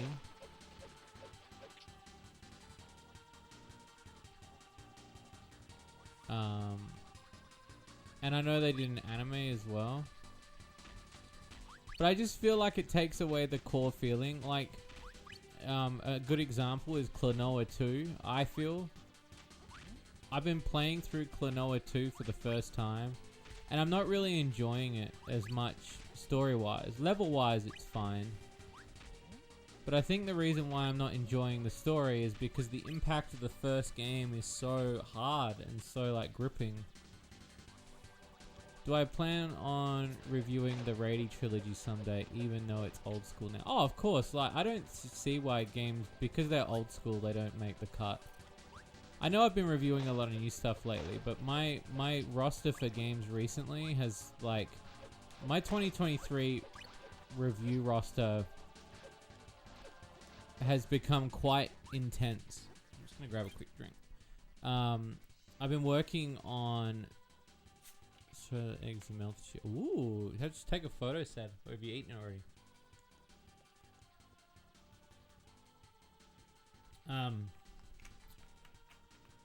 I've been working on the DVDs, and I'm working on new content. Like, for instance, I've just finished a review, the next review, and I'm going to be doing some more videos later this week, so I'm really excited to kind of get back into the Dat game stride a little bit, because I know a lot of people are waiting on the next installment of that game, and also wanting to see what else I'm going to review. But I'm also going to go back to some of the older stuff, you know? I want to go back, not just like Kingdom of Magic and like Portal Runner, but I want to go back to the old games, the 98s and stuff, and look at those. Like all the Illusion, there's so many Illusion games I could look at. Holy shit. You already ate them? Well, vomit them back up, said.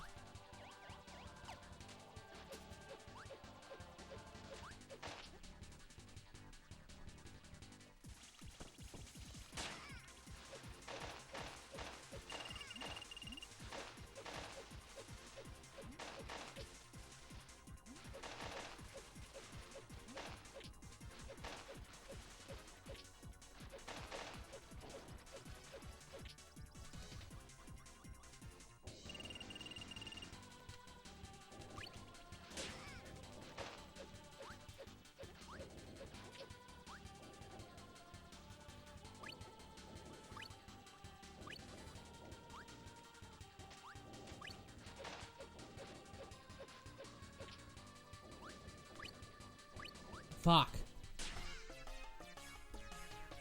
As I jumped in, I realized what I was doing. Almost eggs perfect before you beat the eggs. You got one shredded cheese. Oh, I see what you're doing.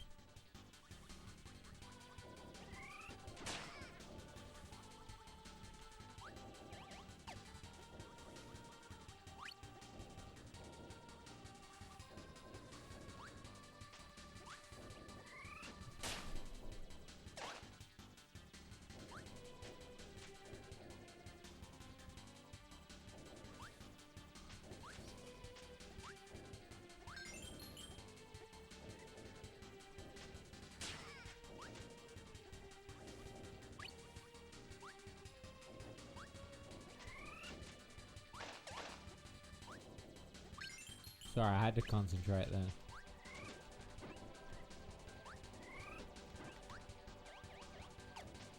I didn't think it was going to happen.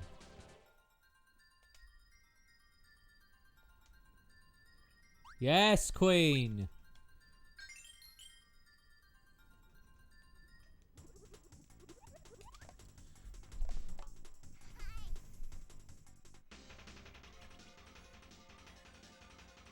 She's gonna eat them. It's true. You're not wrong.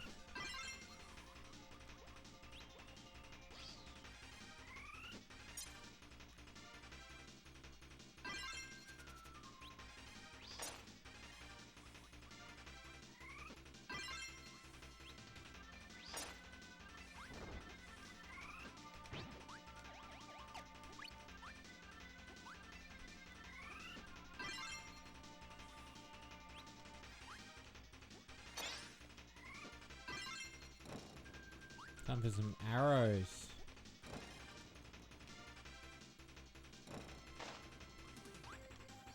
So what is everyone up to for the rest of the day? Is there anything specific that anyone's up to?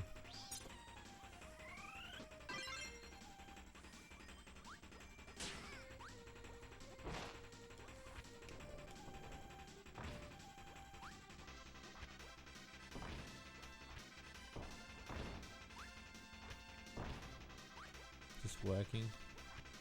Dude, I've been working all day. I'm exhausted. I'll be honest with you. I was really exhausted today. I had to do pays today. Sorting out pays for the new year, which is fucking annoying. And then I had to do script writing, and then I had to do some editing, and there was some fun stuff. I mean, some of the editing was pretty good, but a lot of the script writing was a little bit tedious because I had to go back and check my what I had written.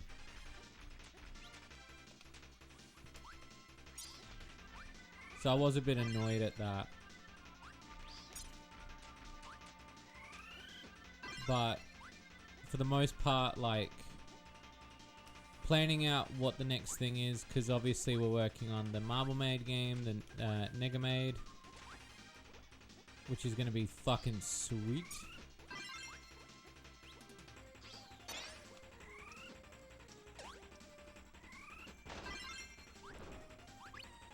So that starts up production again this week. You're just coding your day away. And then I'm working on Under the Hood.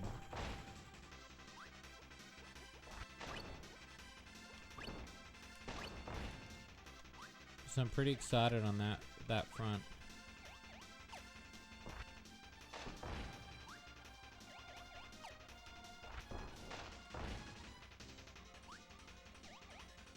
Oh, nice. Yeah, Under the Hood will be a good, like, prequel to the game. Best game ever. That's a big call. But I'll take it.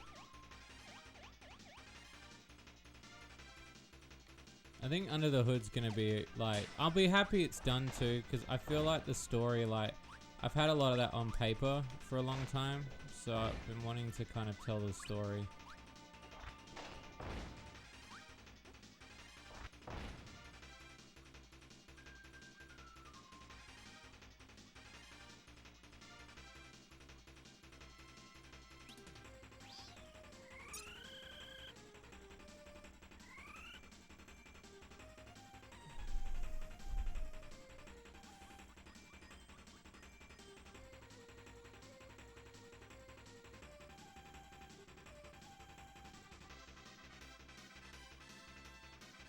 Okay, that was really random.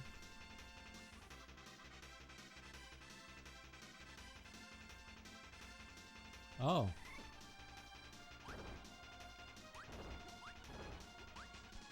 Oh, it looked like it was in the background.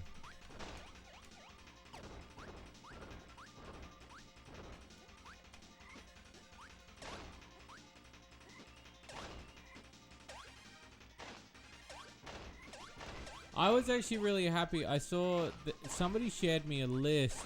Somebody was doing. There was a definitive list on. Someone did a Reddit list, and it was like top 10 lewd games of 2022, or like top 10 lewd games you'll highly enjoy playing. And Shady Lewd Cart was on that list, and that made me really happy. I'll have to send you guys a link, but it made me really happy to see that I'd made a list like that.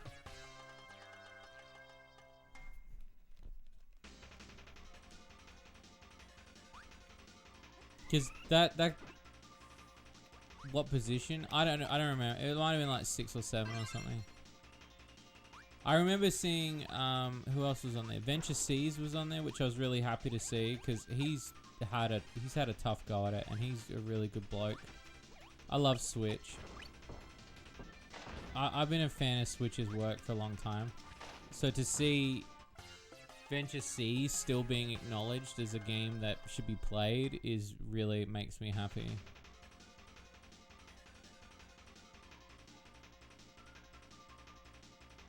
Oh, nice. You have almost all the achievements. Holy shit. You gotta show me that list. Why? Why do you want to see the list? I can send it to you. My friend sent... My friend... I say friend and slash fan that I've met IRL sent it to me. He sent it to me on Facebook. I don't normally add fans on Facebook, but I've got a few on Facebook. And he sent it to me.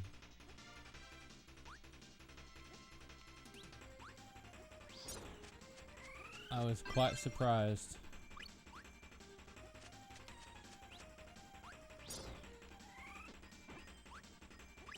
Remind me after the stream and I'll link it to you.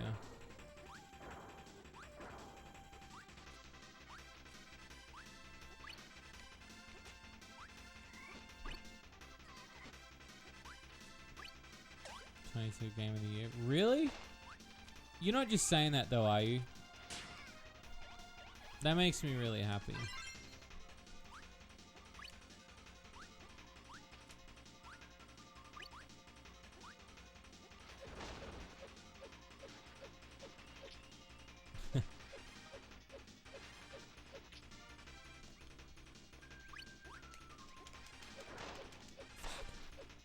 I think the thing that blows my mind now is there are more gameplay related lewd games than ever. Is it Waifu Fight just came out? There's like so many games that are now actually using gameplay. It makes me really happy because if you remember, like, early on when I started doing that game, the one thing I really wished was that we were gonna get the idea that we were gonna get something that was more gameplay driven. And now we're getting those people. We're finally getting those people. There are people that are bold enough to go beyond a visual novel. And it makes me really happy.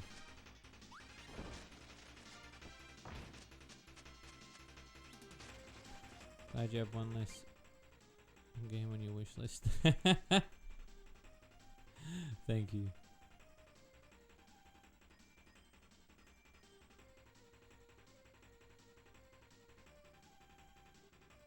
That's how much yet. Well, I mean, that just shows he's a negative news. So.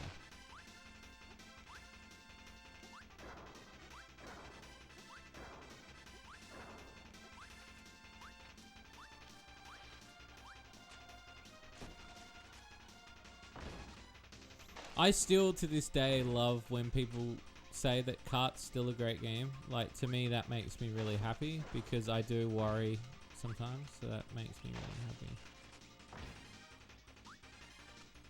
The next update is going to be killer too, by the way. I'm really excited.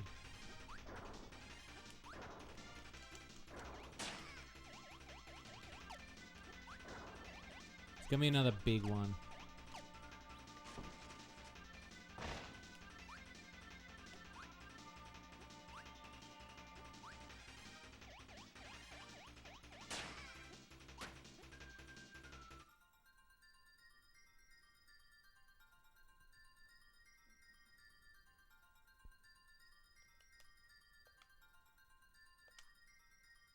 Fuck.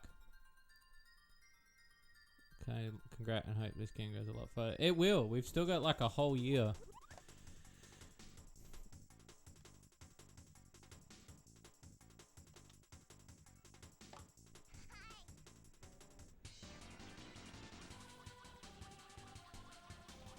My prediction will be, and I've been thinking about this a lot, because a lot of people have been like, do you really think you can finish Kart in a year? I don't know if I'm 100% positive that I can finish it in a year. I'd say I'm fairly confident.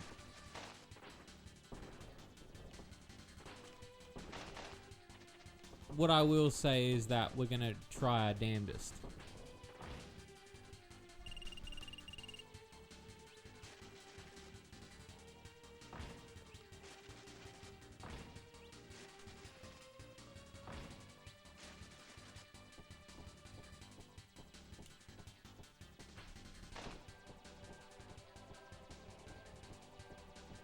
And that's why I've like planned out a bunch of smaller games in between. You know, like Under the Hood is going to be the next piece of the puzzle.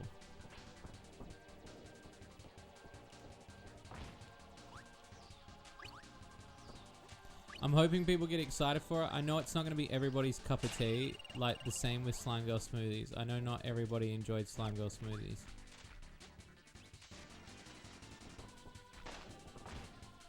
My hopes is that you will enjoy Under the Hood for the story. Because it has a lot to say about where Kart goes. And it tells a really cool story.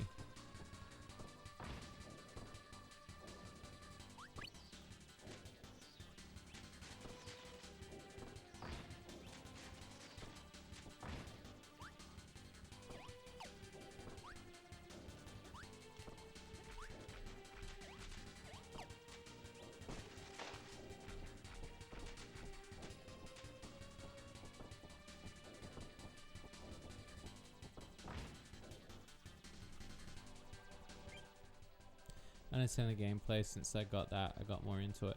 And you know what? It's funny too because when...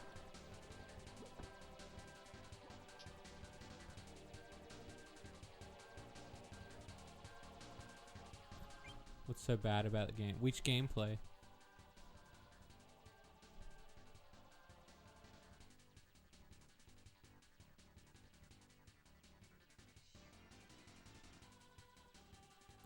I think when I say like that, I mean, it's not going to be for everyone, so.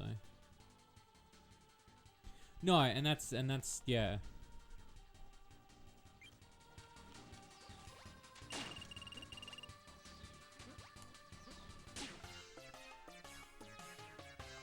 And that I can understand.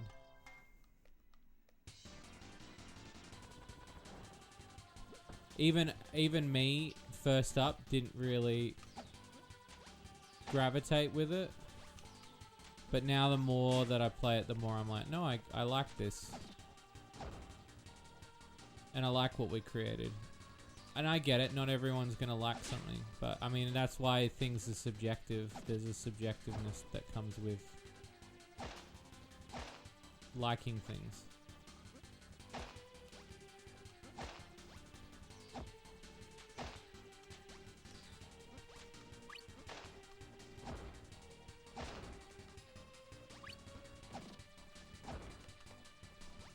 But it's not.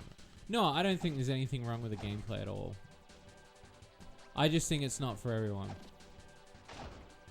Because, like, there's a big part of me that's thinking that people are going to think that I really cheesed this one. Because when I originally wrote Under the Hood, I felt like I wanted to write something easy again. But then I thought people would be like, oh, look at Shades making a breakout game. Like, you know, and that did worry me a little bit. Because I felt like they would be like, well, he's getting lazy now. Same with Slime Girl Smoothies in a way, because I wanted to kind of like write a visual novel but show you guys that like you can write a visual novel without it having to be boring. You know, you can write that. No, I don't think there's anything wrong with variety at all. I don't think there's anything wrong with variety. No, it's more about the review opinion. Again, I never really read the... I mean, I saw the reviews that general public made of Marble Maze, especially when it hit Switch. But nothing bothered me because I knew that the majority of people liked what we did. So I was fine with it.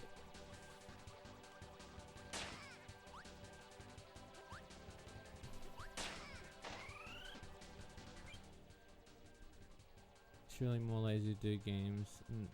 Is it really more lazy to do games? No, no. What I mean is like when it comes off the cusp of. So like, for example, like say you do something like Shady Loot Cart, which takes you 5 years, and then you do a breakout game. Like one of the things that really hurt me a lot. Like, it didn't hurt me, but like the understanding of it, it never made sense to me as a comment. Was somebody said when we released Marble Maze, one of the first comments was, I was expecting Shady Loot Cart caliber gameplay. And I was like, well, it's not that because it's a completely different game. Plus, Shady Loot Cart's still not finished. This game's finished. So, it was really bizarre to see that, you know...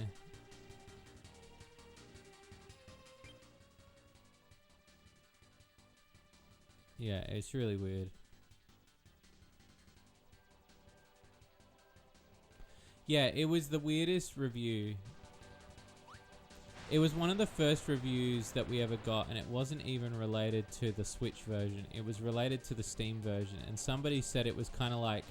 It was almost like our fall from grace, but then the comment was really weird because they never had played stuff like Flambeau and stuff, so they never really saw like the progression of who we were as a development, you know, as starting as one person and becoming, you know,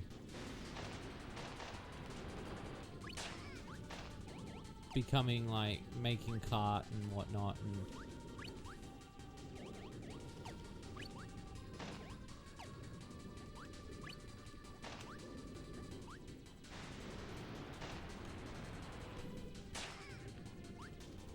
sorry, I'm concentrating for a second.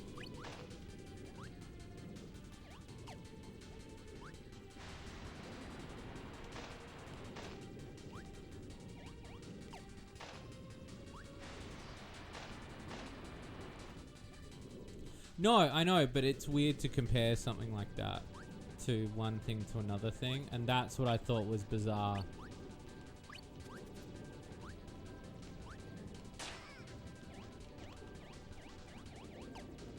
because I was like, that's incorrect. Like, you could say that I have a fall from grace, but it wasn't like, it wasn't even that. It was just, I guess they were expecting more Shady loot cart.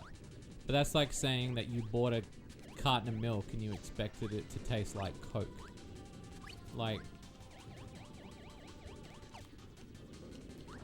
I found it such a weird comment.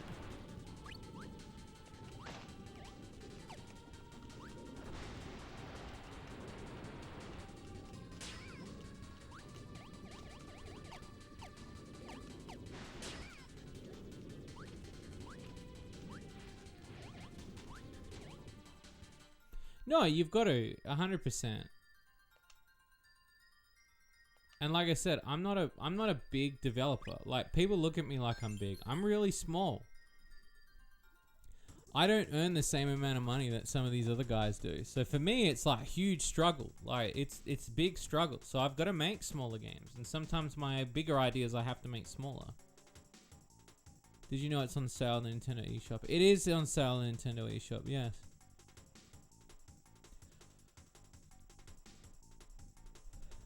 Be honest, you peaked with the 1DS video. I'll be honest with you. I peaked when I showed my cock on the internet.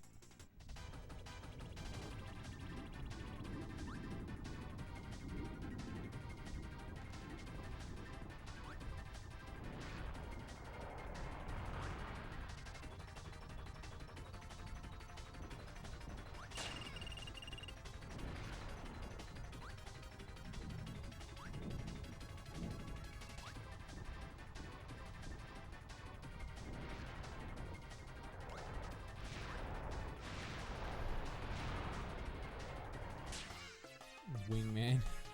Fake blue wingman. Shut up.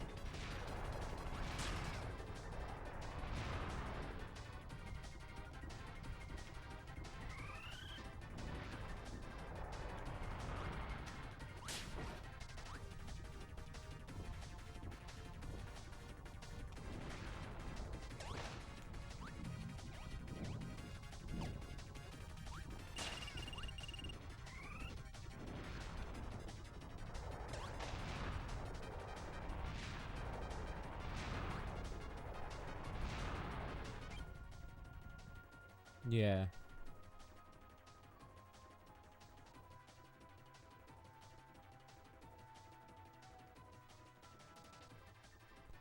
Saw a YouTube video about the Switch version, and the comments the YouTuber showed. Good lord, the comments were awful, and the YouTuber was laughing at them. I was just confused on who the people think they are.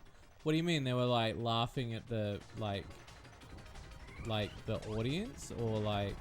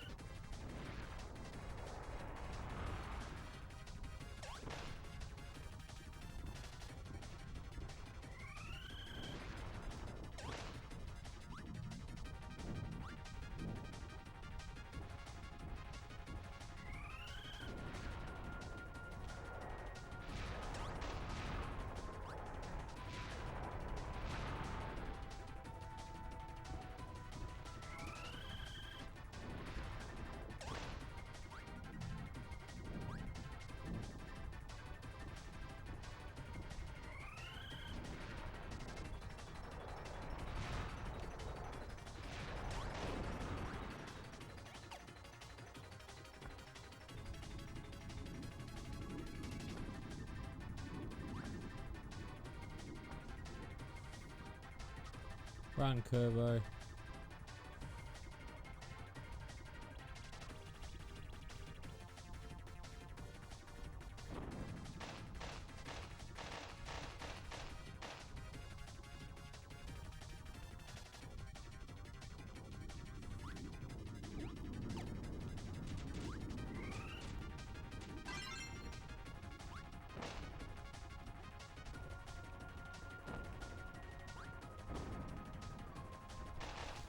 People that were commenting on the Switch version were harsh to the game because it's not safe for work.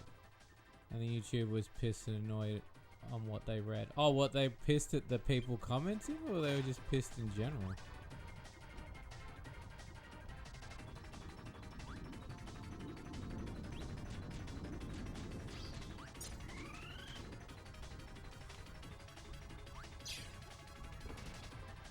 They're probably just pissed at, like, the fact that they had to put up with a not safe for work game. It's easy to make fun of tits, though. Like,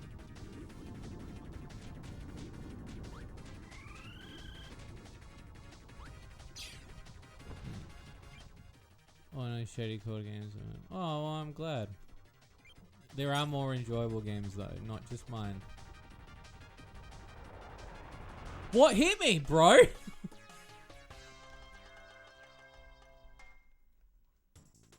It's not an official Nintendo page. Well, they can get fucked, see? So, I mean, that's alright.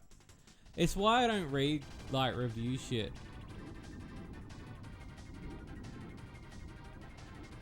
Because I feel like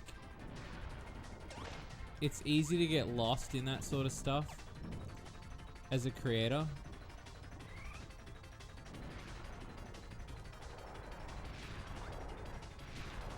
Like one reviewer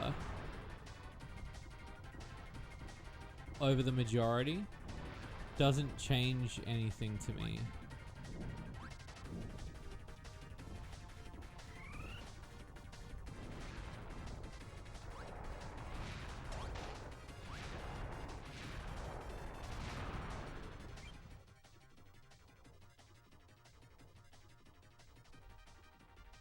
It's why I can't.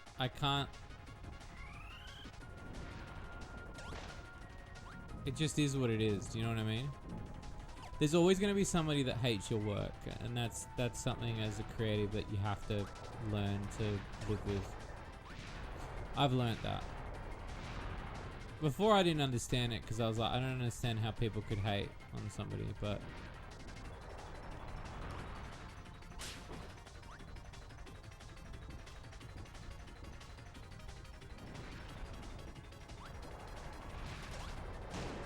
people will.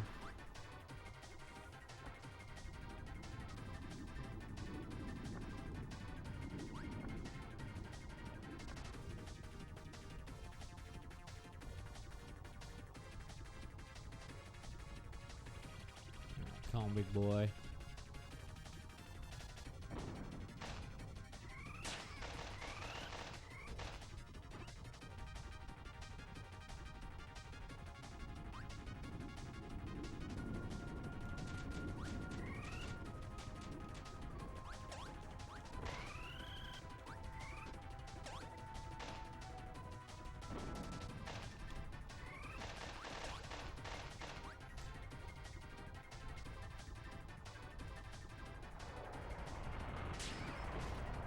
There's no avoiding that.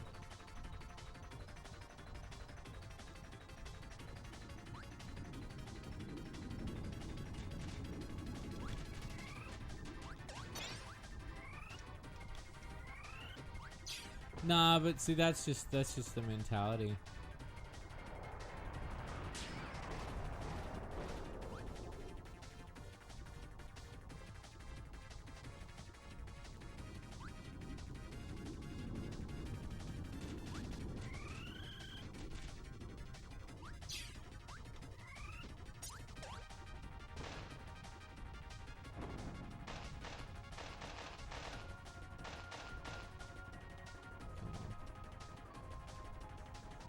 There we go.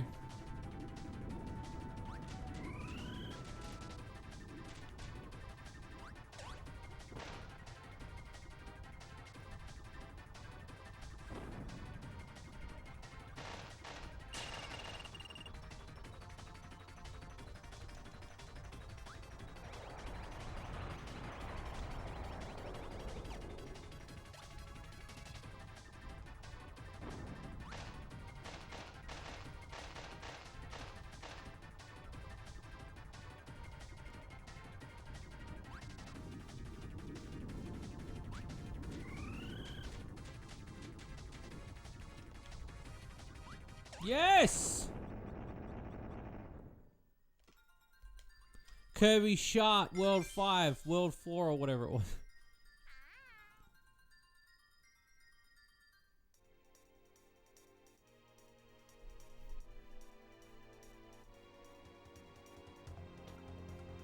Oh, epic, boys. Oh, shit.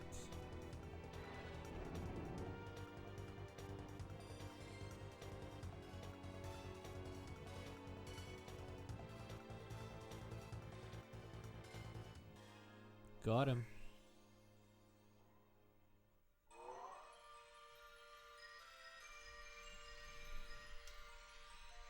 La Moon. Hi.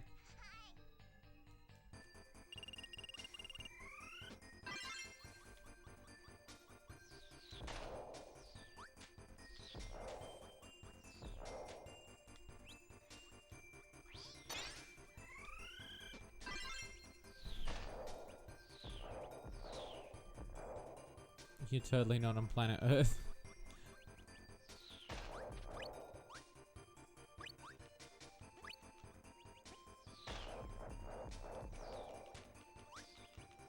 Let's see if we can't get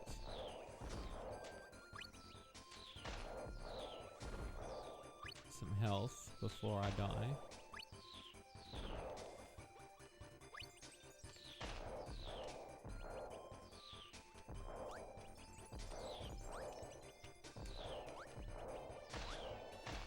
Nice.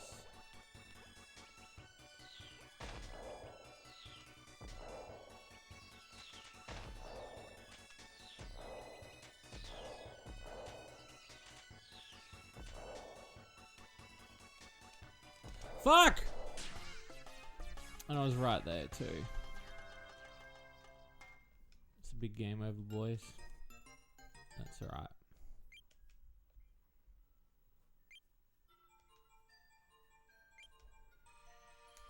That's what it's there for.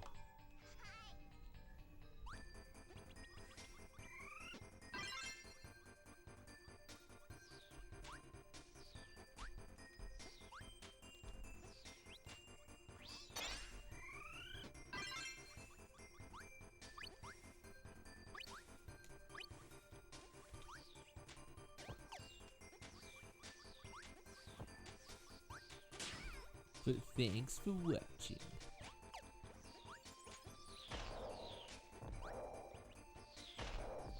It's as if it... Well, I have to decide. I've got to make that decision soon because we're almost up to the Nacho-thon time that we did last year. Do I want to do another Nacho-thon? Probably.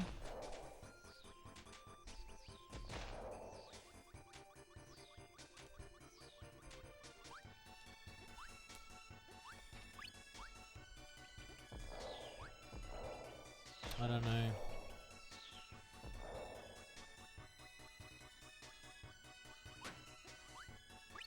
It was pretty fun.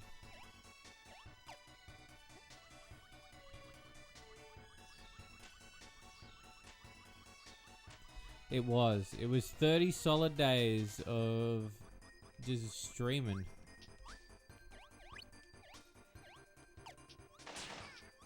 Was it the middle of the year? I don't remember when we did it. Did we? Was it the middle of the year? Maybe it was. I thought it was the start of the year. In Daytona, yeah, the Daytona. The Daytona that almost killed me.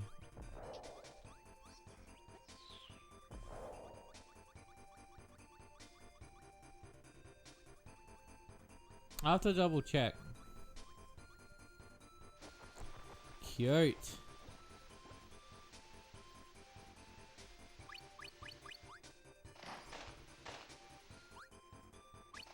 Scammy corner, you know it, buddy.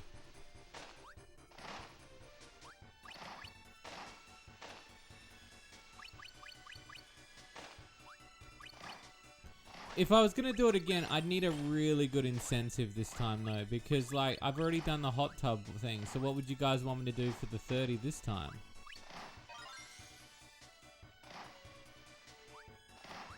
I feel like we really peaked with that. I feel like there's not really much content we could do that would peak that.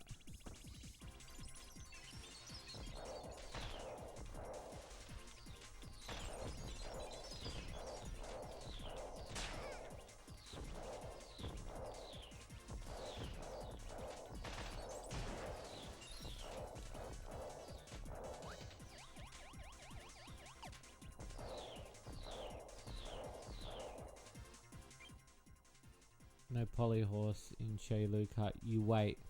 All I will say is Bariko is wait. Show asshole. Just asshole. Shady moving to corn hub. Oh no. How about a speedrun of 7 Pirates? What, do you mean on day 30 I just do a speedrun of the damn game? You're still waiting on your copy? What do you mean? Oh, because it's in a multi thing. I'm still waiting on one of my games. Because of Clive and Wrench. I think it's Clive and Wrench that's holding back my Play Asia order.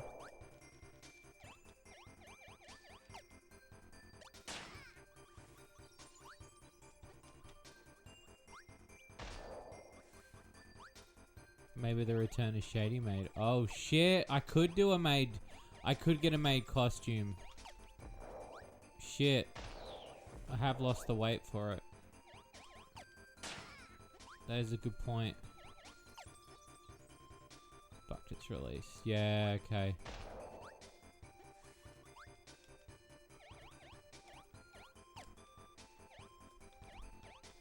Shady maid playing Marble Maid.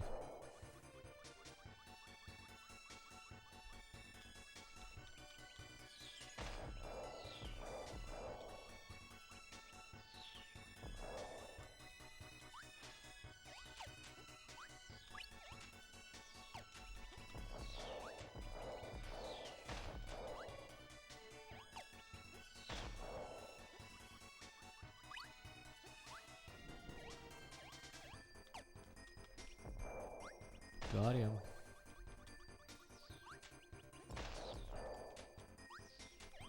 I love this little snake dude.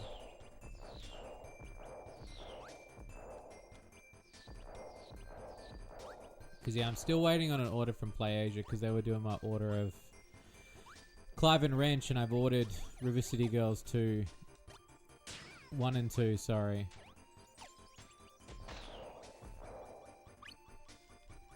And a bunch of other games that I wanted to review. And they were like, well, we can't send it all out until your order's been completed and then we process it.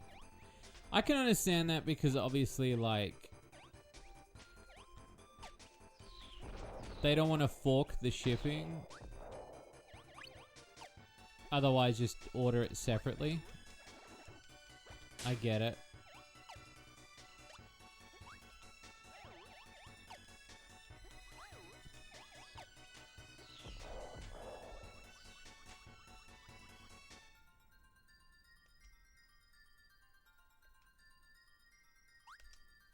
Fuck. Poor Kirby cries at the picnic. Hi.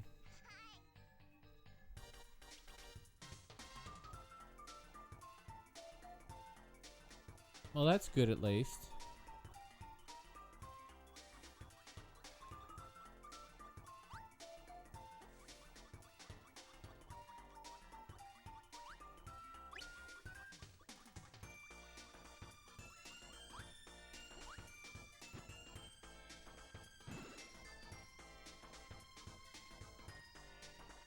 There he goes.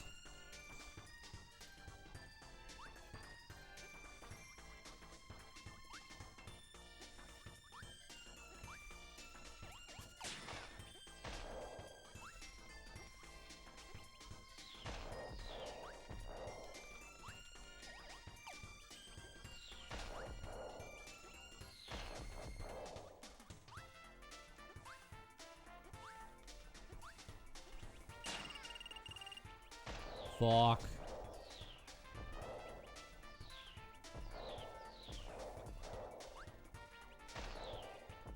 I feel like I've heard about... I know you guys have talked about Omen of Sorrow, but I feel like I still don't... Look it up.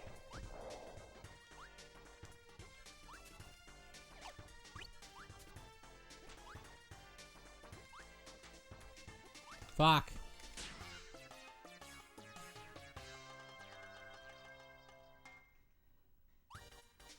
He's an evil planet eater. I wouldn't be... That would be a pretty cool story if they wanted to go with something dark. I'll say that.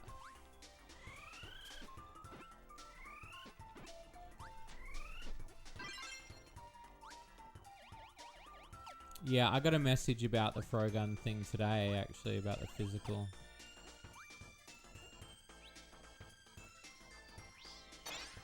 Because they're sending out my PC version.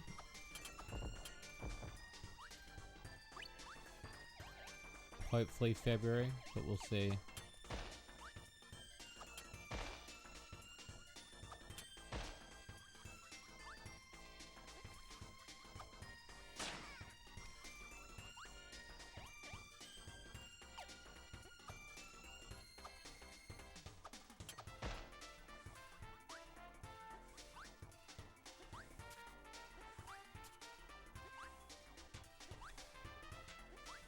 Oh.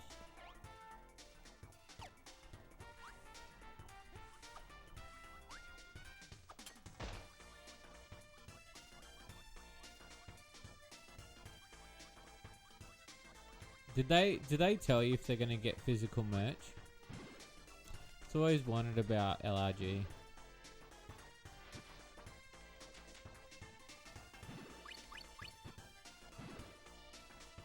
Because isn't the whole idea meant to be that it's limited stock, bar none?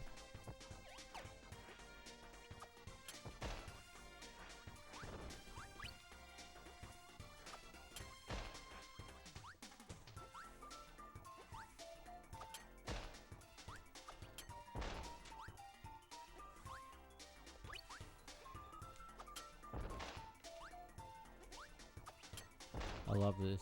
This is probably one of my favorite underutilized.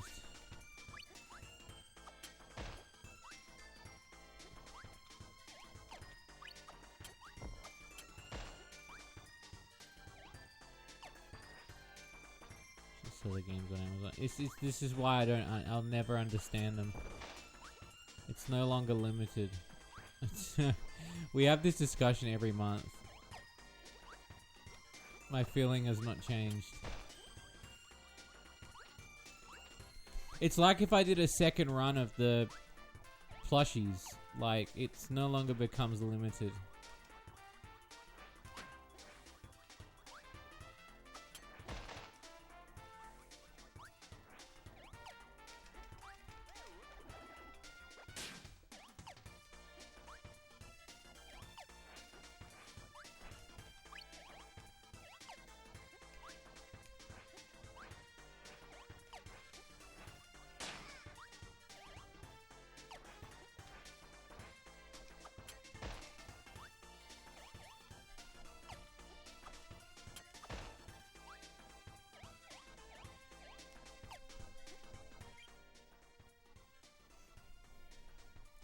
They are in the republishing arm from a...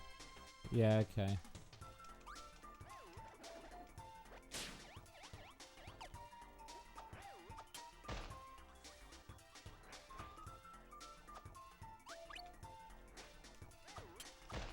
I mean, I can understand it when it's not... It's just the name limited. If they change their name from what it was, it would be...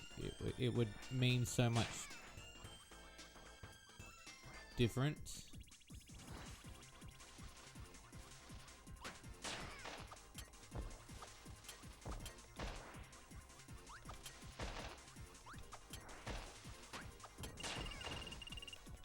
Fuck.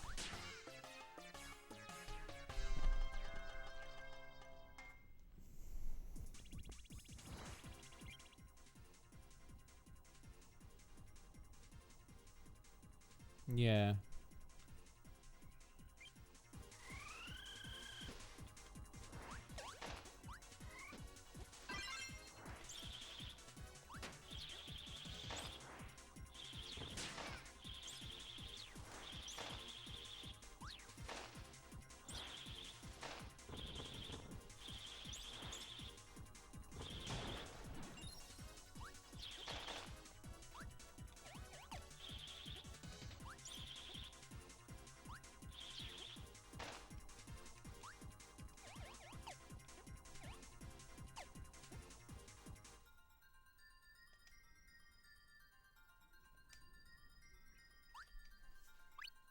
Ba-da-ding, ding, ding.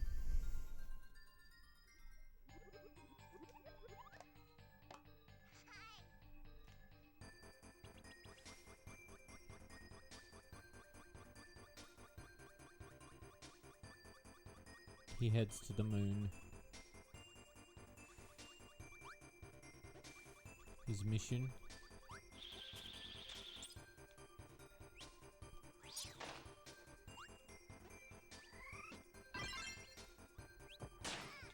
To moon it up.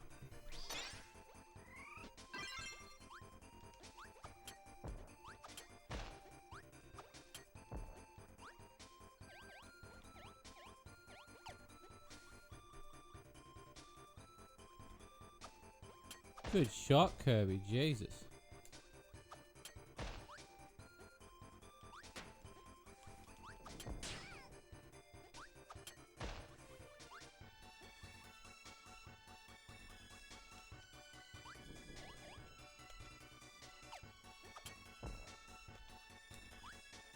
Yes.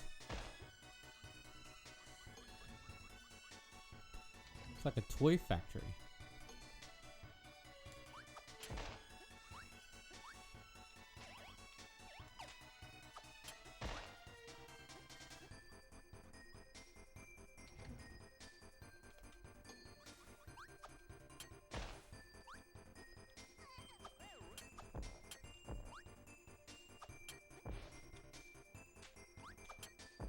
Got him. Still waiting on the plumbers. Don't wear tires physical. Wait, did you order that? Did you actually order that?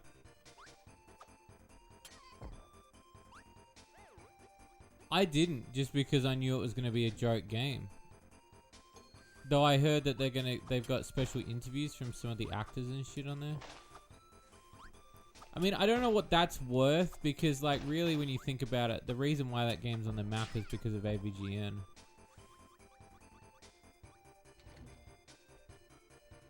I know people still want me to review that game.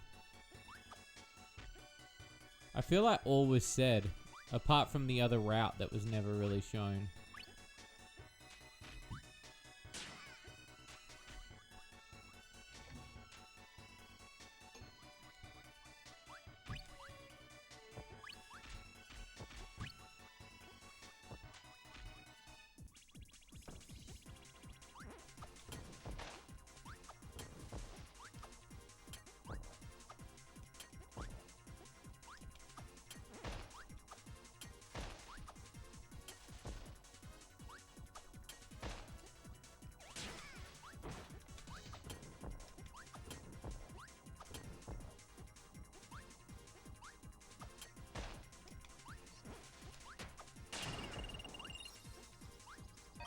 The best game. It's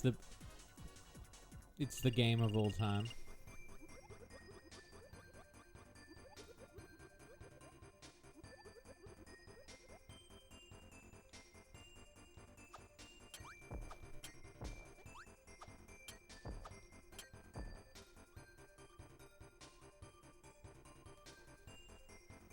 I still haven't done them. But you've aimed for a physical. What's the physical on? Is it on PC, is it? Or... They're not putting it on PS4, are they?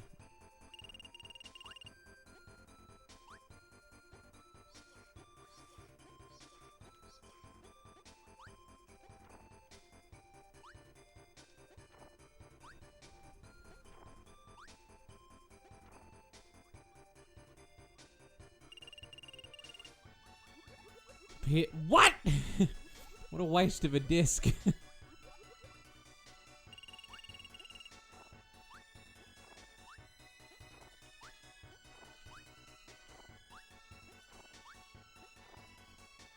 Wow.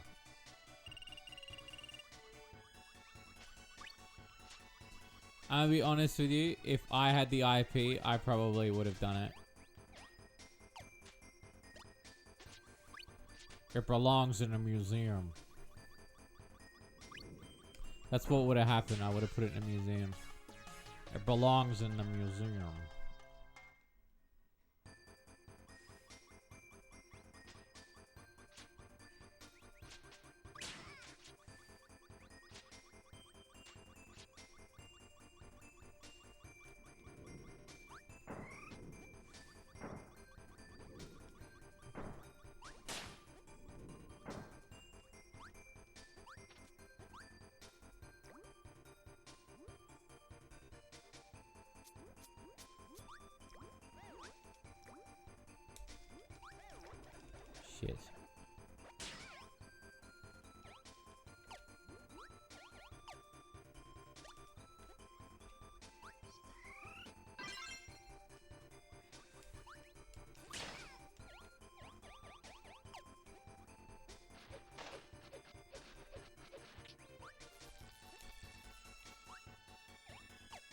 There's ice cream in there.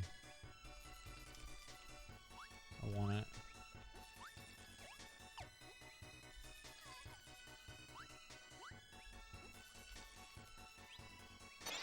It's not happening. It's not happening, chat.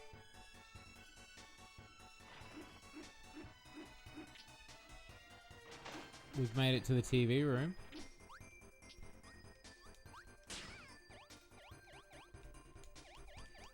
Fucking fuck.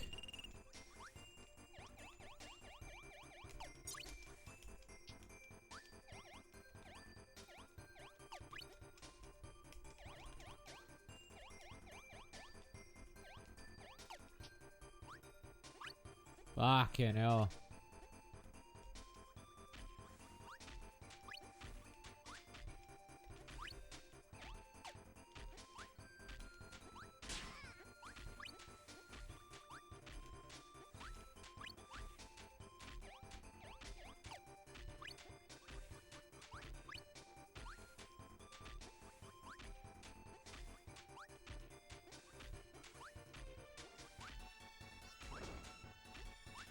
Made it.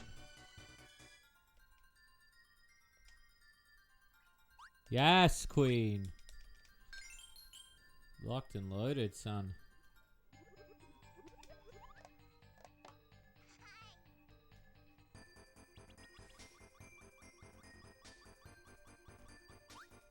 Is there anything over here? Oh, a bit of meat. I do love me some floor meat.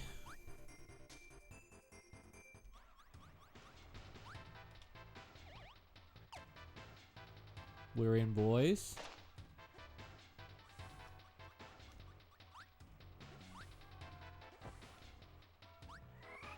Floor chicken's the best chicken.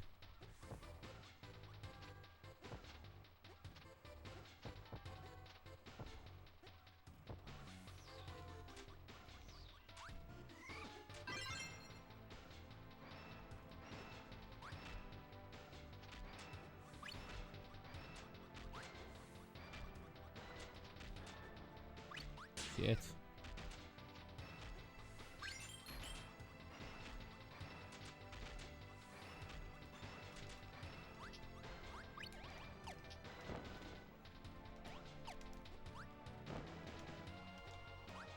Not happening.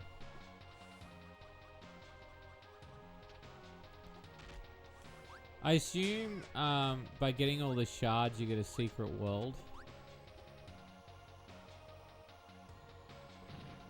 From memory.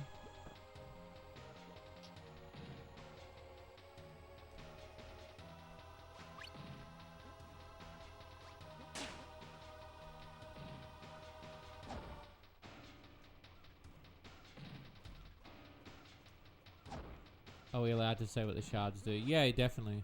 Yeah. You can.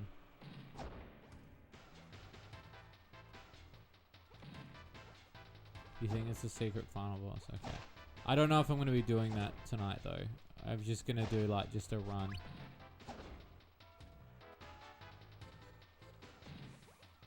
The true final boss and the true ending. Okay. So I might do the true final boss and true ending off stream.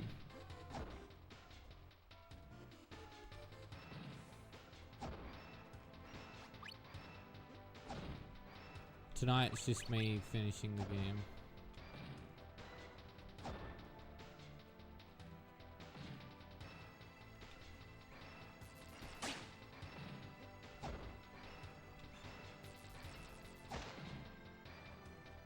The crystal shards, oh my god.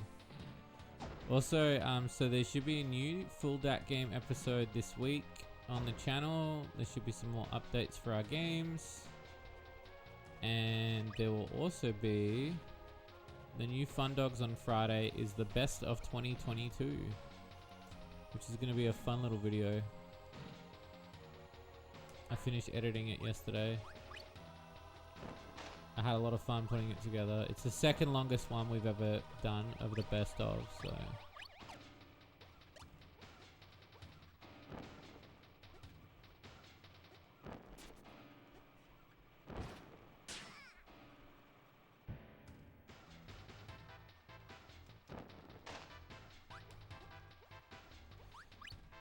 So if you're keen for fun dogs. And then also, yeah, obviously that game this week.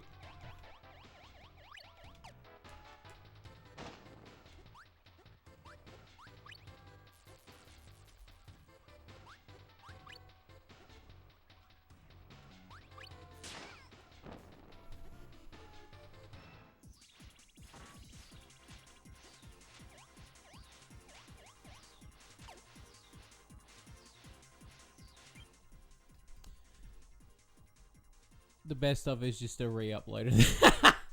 Well, part of it is, yeah, because the best of 2022, part of it is all of the best parts.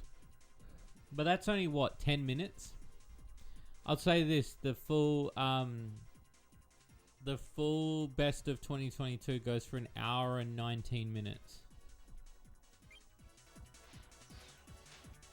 It's a solid, like the last one I think was an hour 20.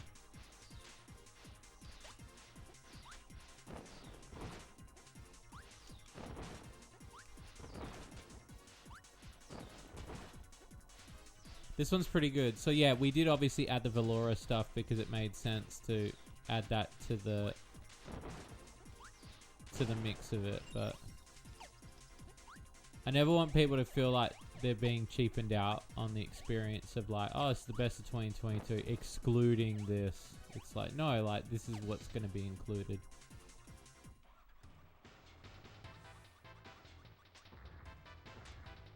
So I've made sure to include everything from the year. I prefer to stick those ones on in the background.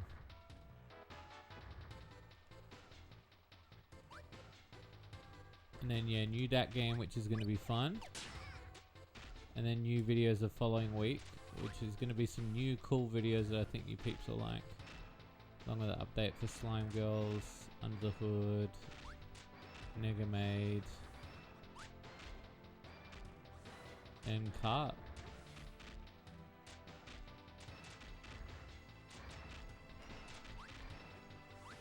There's a lot to look forward to. Content, yeah, lots of content. I was talking to somebody today about that general struggle of a creator and how hard it is when, you know, obviously there are other creators out there that do stuff that's way more simpler than what we do, and they get 10 times the amount of support, whereas we do like 10 times the amount of content, and we get like a fraction of. We're lucky if we hit 1,000 like Patreon, and then lucky if we get support with merch and whatnot, or sponsorships. So I'm very lucky and fortunate. If we had more, yeah, we could obviously do more, but then it's like how much more? I don't know. I think the team would just be comfortable in not stressing.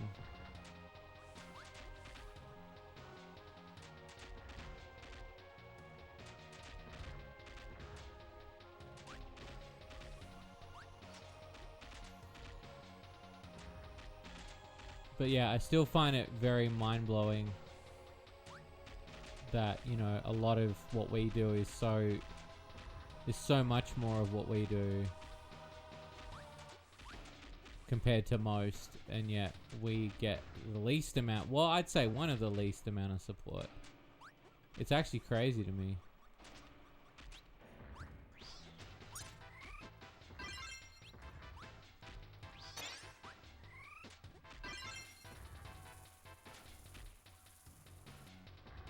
Don't seem deserves the support. Hey, look, maybe one day. I'm never gonna fob it off. But yeah, it is one of those things where and I don't mind supporting my team myself as well, but you would, you know, you want to have it that it's easy for everyone, you know. So I admire the support we get as it is. I think we're very lucky and very fortunate in our position.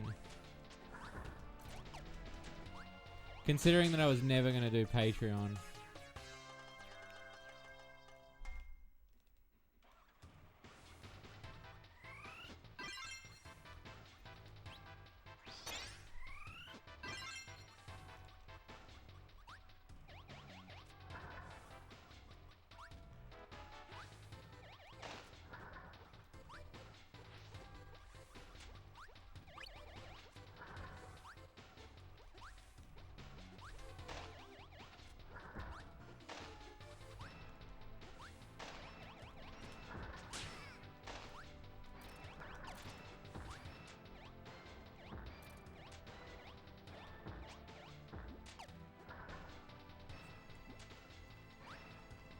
So glad that went back.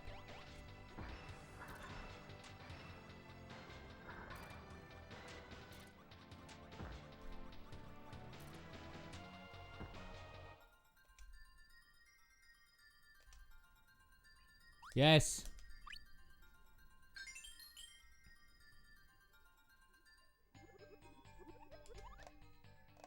Hi. Oh, it's Robotron 64, baby.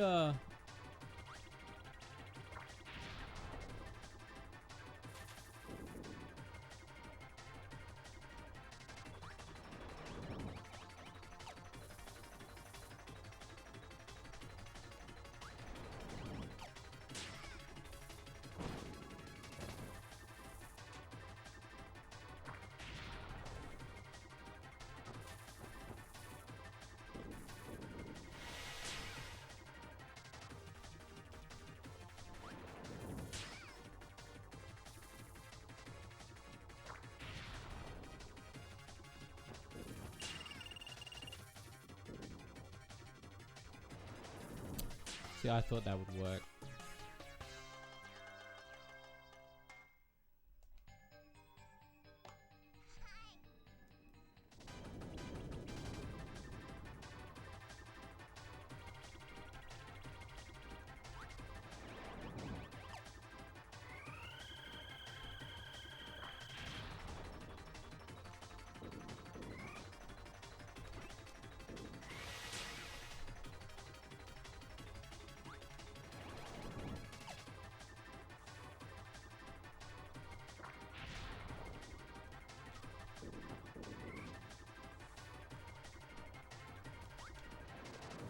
Fuck.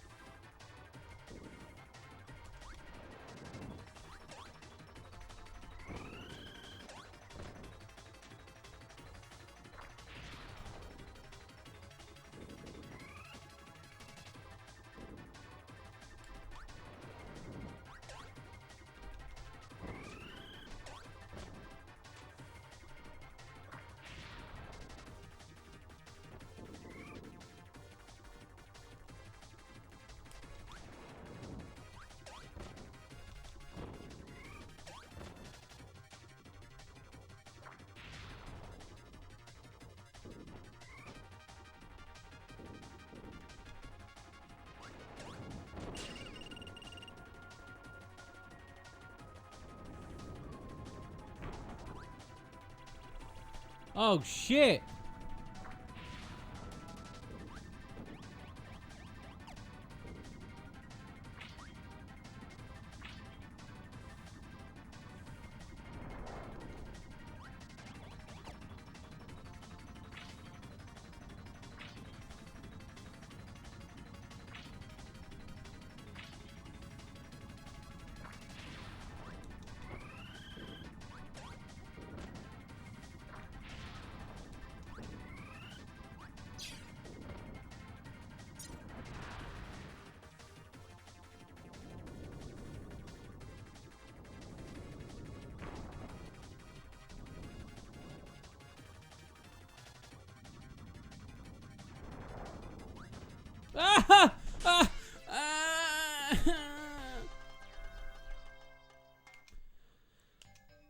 was close.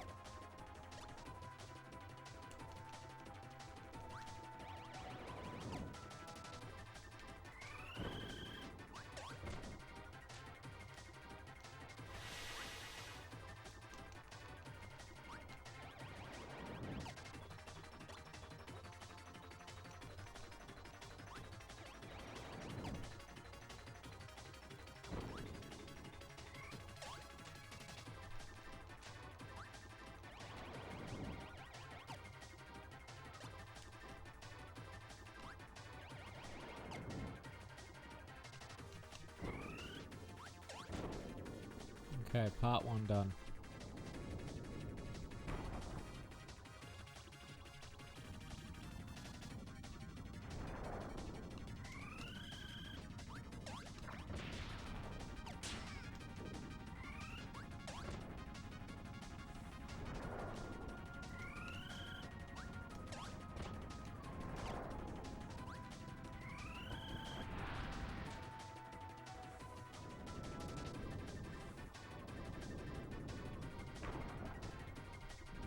At least he backs up for me.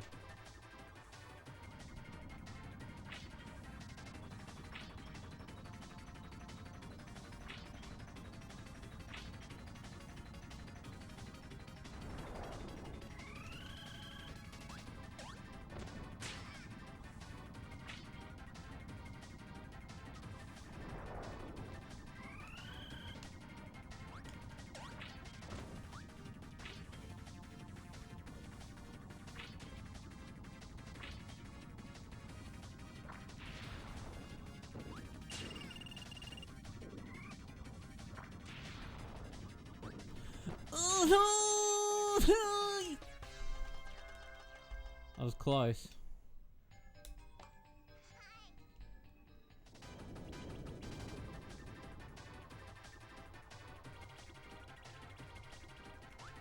I've got 1 life left to do this.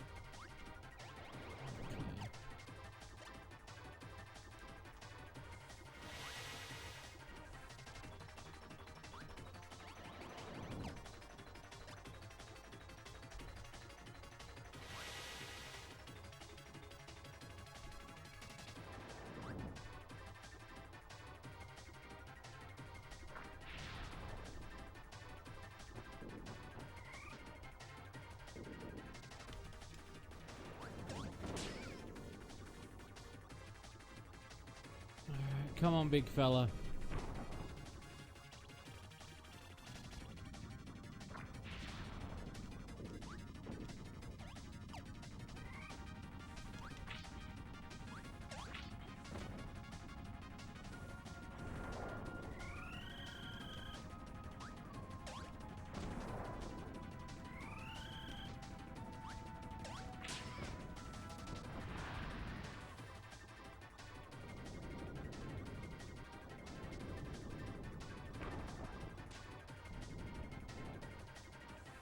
We all know the real villain is Kirby. You're very true. It's very true, because he's the Planet Eater.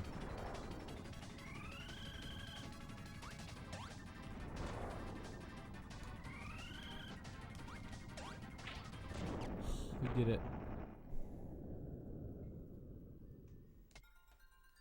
There he goes.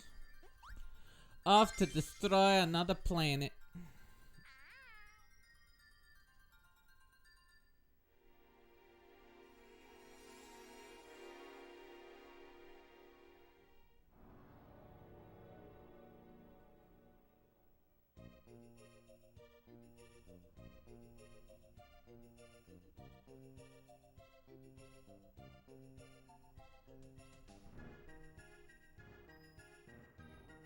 Kirby, get the fuck up. What are you doing?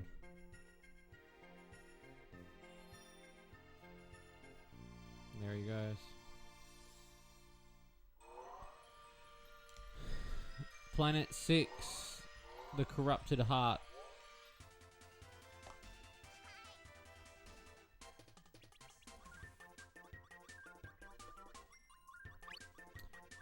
How are you, Orphanum?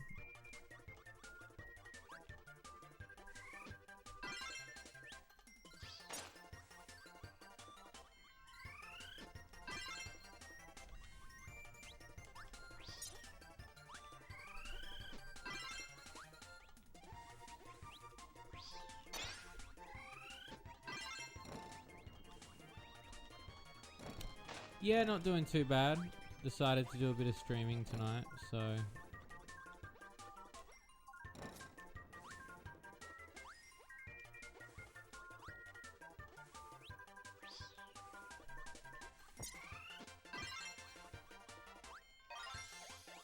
You want to start streaming? You should.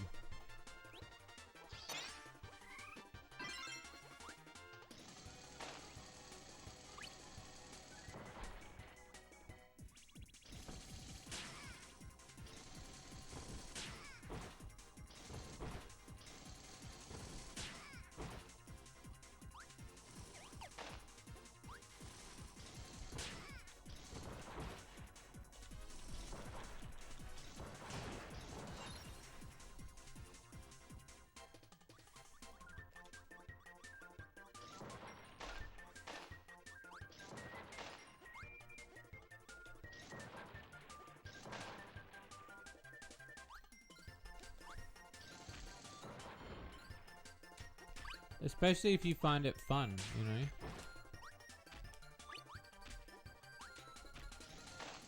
I know some people obviously do it for, you know, work purposes, which does help them.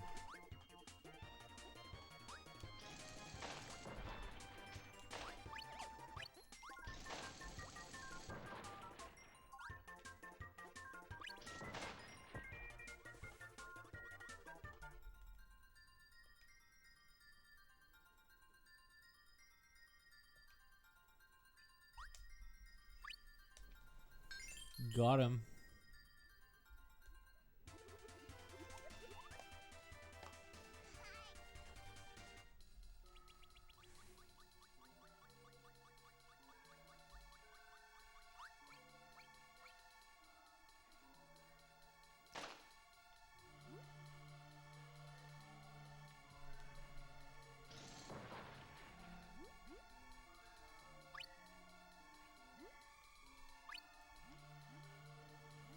Oh, hi.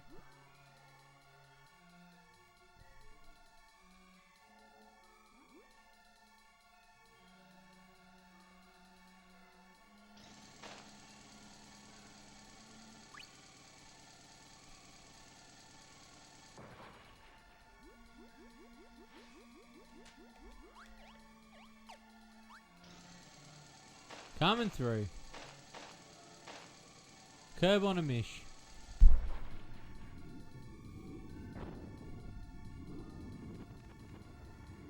Get on, Kirby.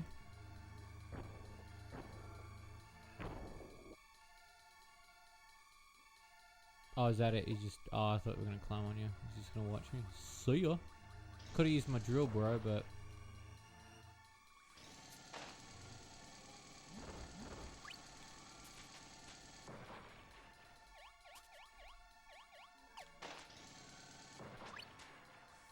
You excited for the plushies?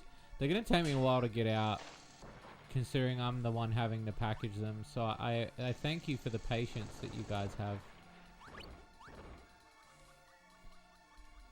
It is Sonic Colors too, yeah. Cause yeah, I'm gonna have to. I want to make sure that everybody gets theirs and they all go out like. You're gonna burn all the other ones that don't. But what if a Marble Maid one happens? What if we end up doing one? Or something Marble Maid related, you know? This is probably the only time we do plushes, but a Marble Maid would be pretty sweet. I have been thinking about a Slime Girl one. So. But I don't know what I'd do.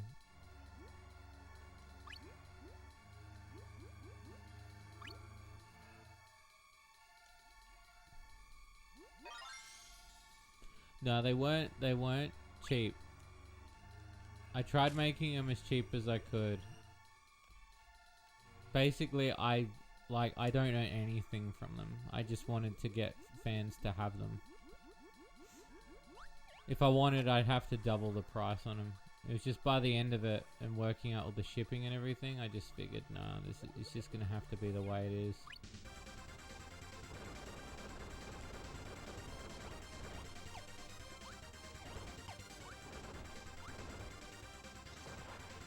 Which is sad, but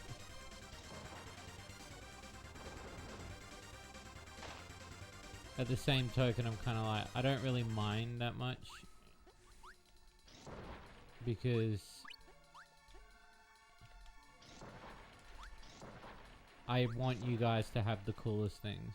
So.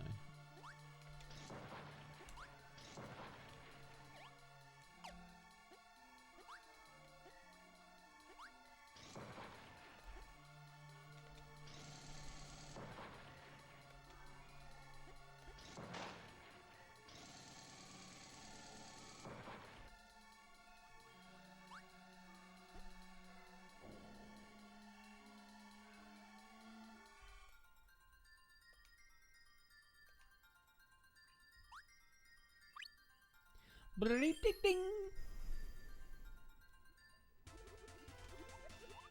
Hi.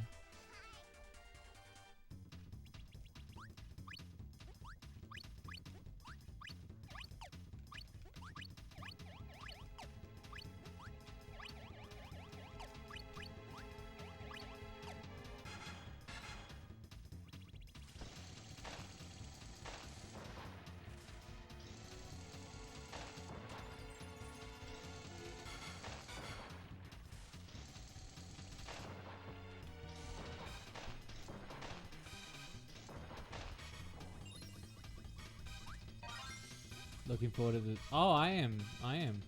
100%. I got to unpack the box today. But yeah, like I said, it's going to take me a while to post them all out. That's why I wanted to give, like, the first quarter of this year. Pay for anything Marble Maid related. Well, soon, my friend.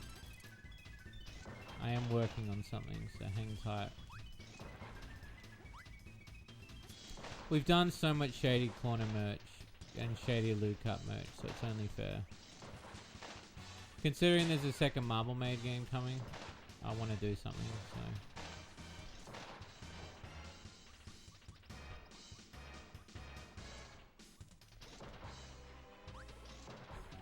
It's been on the cards for a while, it's just, yeah.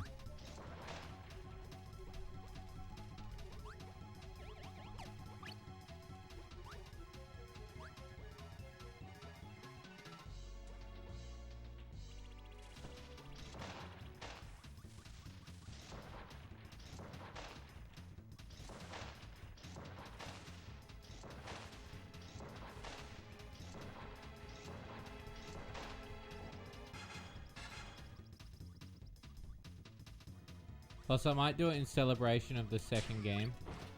Like, I might launch the merch then.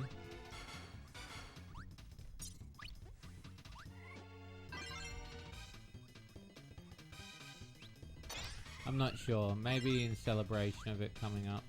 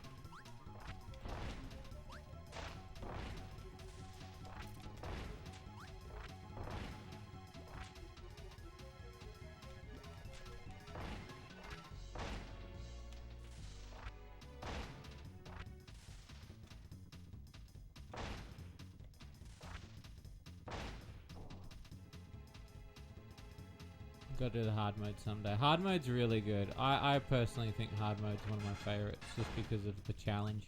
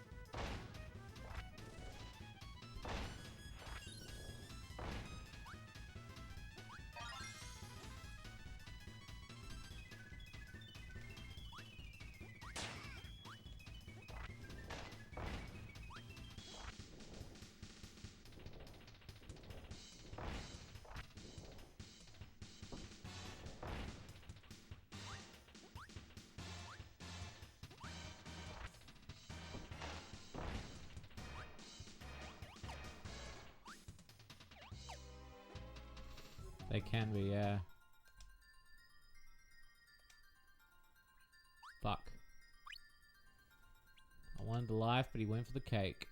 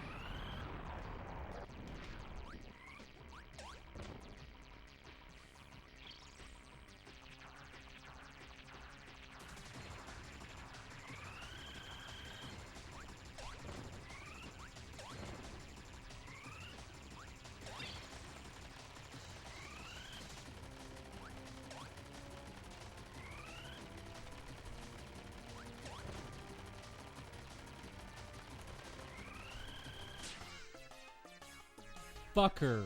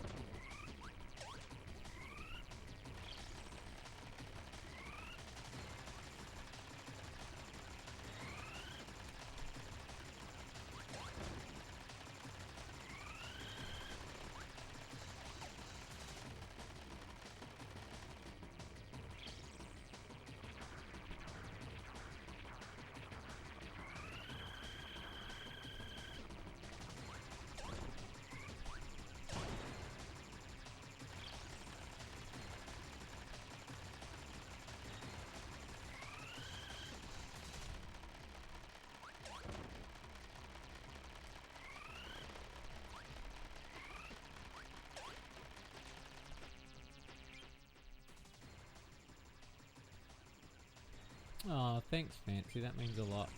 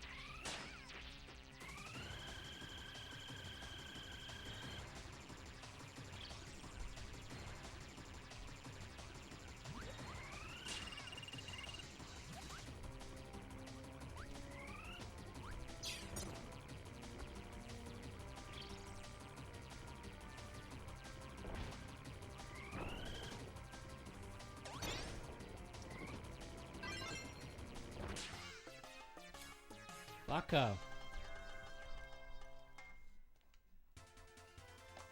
It's a hard one, but it's doable.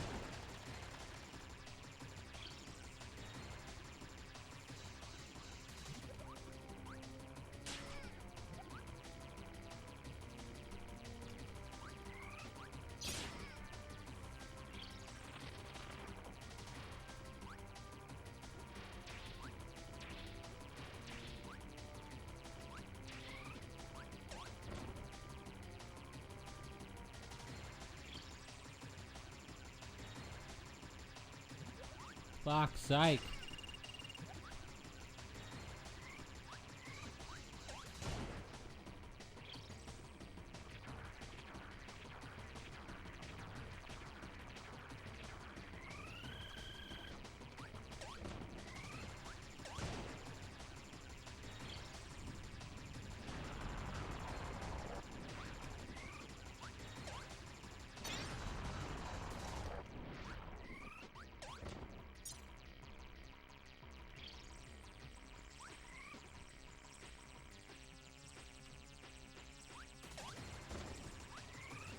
Fuck! Oh, I gotta sit up for this one. Game of time. Oh.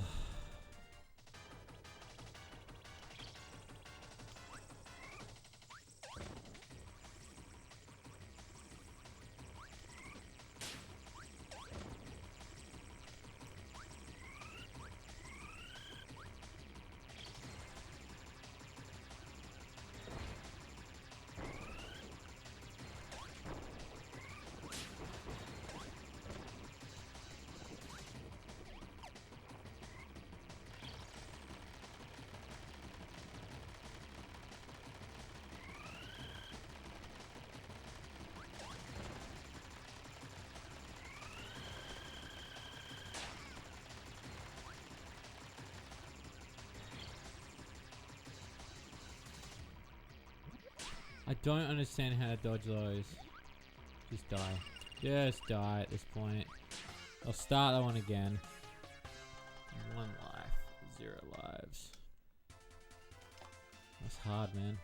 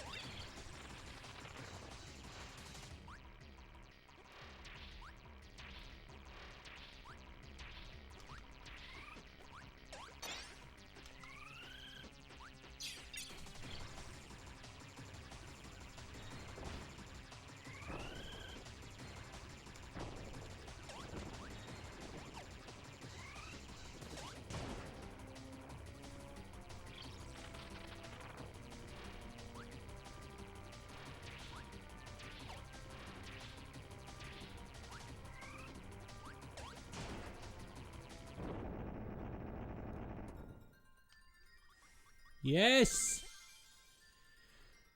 Oh. We did it. I had to go gamer mode, sorry chat. I had to go quiet.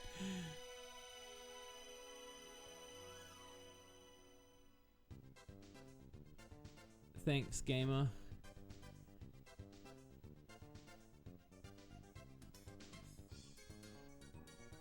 And they're like, alright, catch your cunts. And then they hop in a little spaceship. Don't forget to get all the crystal shards, Kirby.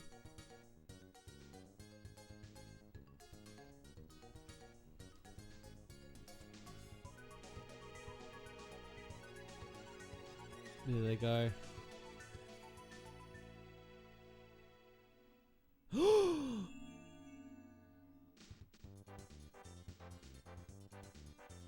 So evil. What a cool little evil. And he's like, ooh. Yeah, I'll definitely be finishing this game off stream though.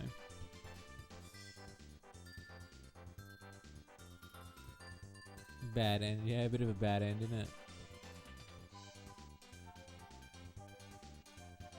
Yeah, it is a little bit. I've enjoyed this game. I'm so glad I decided to play it tonight. I had the 64 already set up, so I was kind of like, no, fuck it, let's just dive into some 64. Sit back and play this. This game is just like, yeah, there's little bits that can get quite, you know, quite hairy as you play them.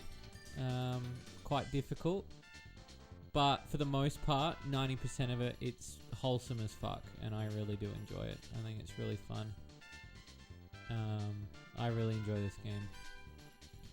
And, you know, if you missed any of the stream, it will be up on the archive channel, so you better watch it back and stuff like that. But yeah, I've thoroughly enjoyed this. This one's been a good one tonight. It definitely is. It definitely is fun. I think it's a definite game. Like, if you've not played it, definitely try to get a hold of it. I would say maybe even on the Switch store. I don't know. I think it's on the Switch store. But it is thoroughly like one of the better Kirby games. Not that I can think of really any bad Kirby games, but it is a really fun game. Next stream, however, which will be on Thursday. I don't know what we're going to be streaming just yet. I have no clue as of yet what we're streaming. Whether or not it'll be another one-hit game like I just did tonight, or if it'll be something else. I haven't really made that decision yet, so just hang tight, because you know that'll all change, and you'll be able to hear about it very soon. Probably be the late notification as it was on Thursday, and we'll see what we go from there. I would like to do another one-hit game again, or maybe we could try to finish Sonic Unleashed again. Stream cute Japanese. Well, I mean, I also would like to do some more Saturn Lo-Fi. I really enjoyed the other night when we played Sega Saturn, and there was no stress, and it was just us playing through games that had no meaning to them. They were just games. So I actually really enjoyed playing those, and I would really like to sit back and play them again, and to do that again. So that would be something that I would really enjoy. And I would hope that you would want to join on with me anyway. Did I play Conker's Bad Fur Day already? I have not, but I streamed it years ago before I was actually archiving it. Like years ago. Would I like to go back to it? Yes. I don't think that's a one-hit game though. That's a very long game. Conker's is actually quite long.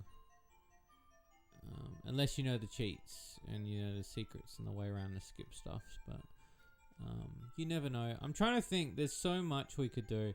I'm trying to think if I should stick on 64 for the next run, because we do have a bunch more games that I can dive into, but we'll see anyway as the days go on. But it will be a fun time. I think it will be. Until then, I hope you peeps have a great day. Stay hydrated, and I love you peeps so much. And thank you so much for all the support and just chilling out with me and hanging out with me and having some fun. And I hope you have a great rest of your day. And I will see you guys next time. He's out. He's leaving.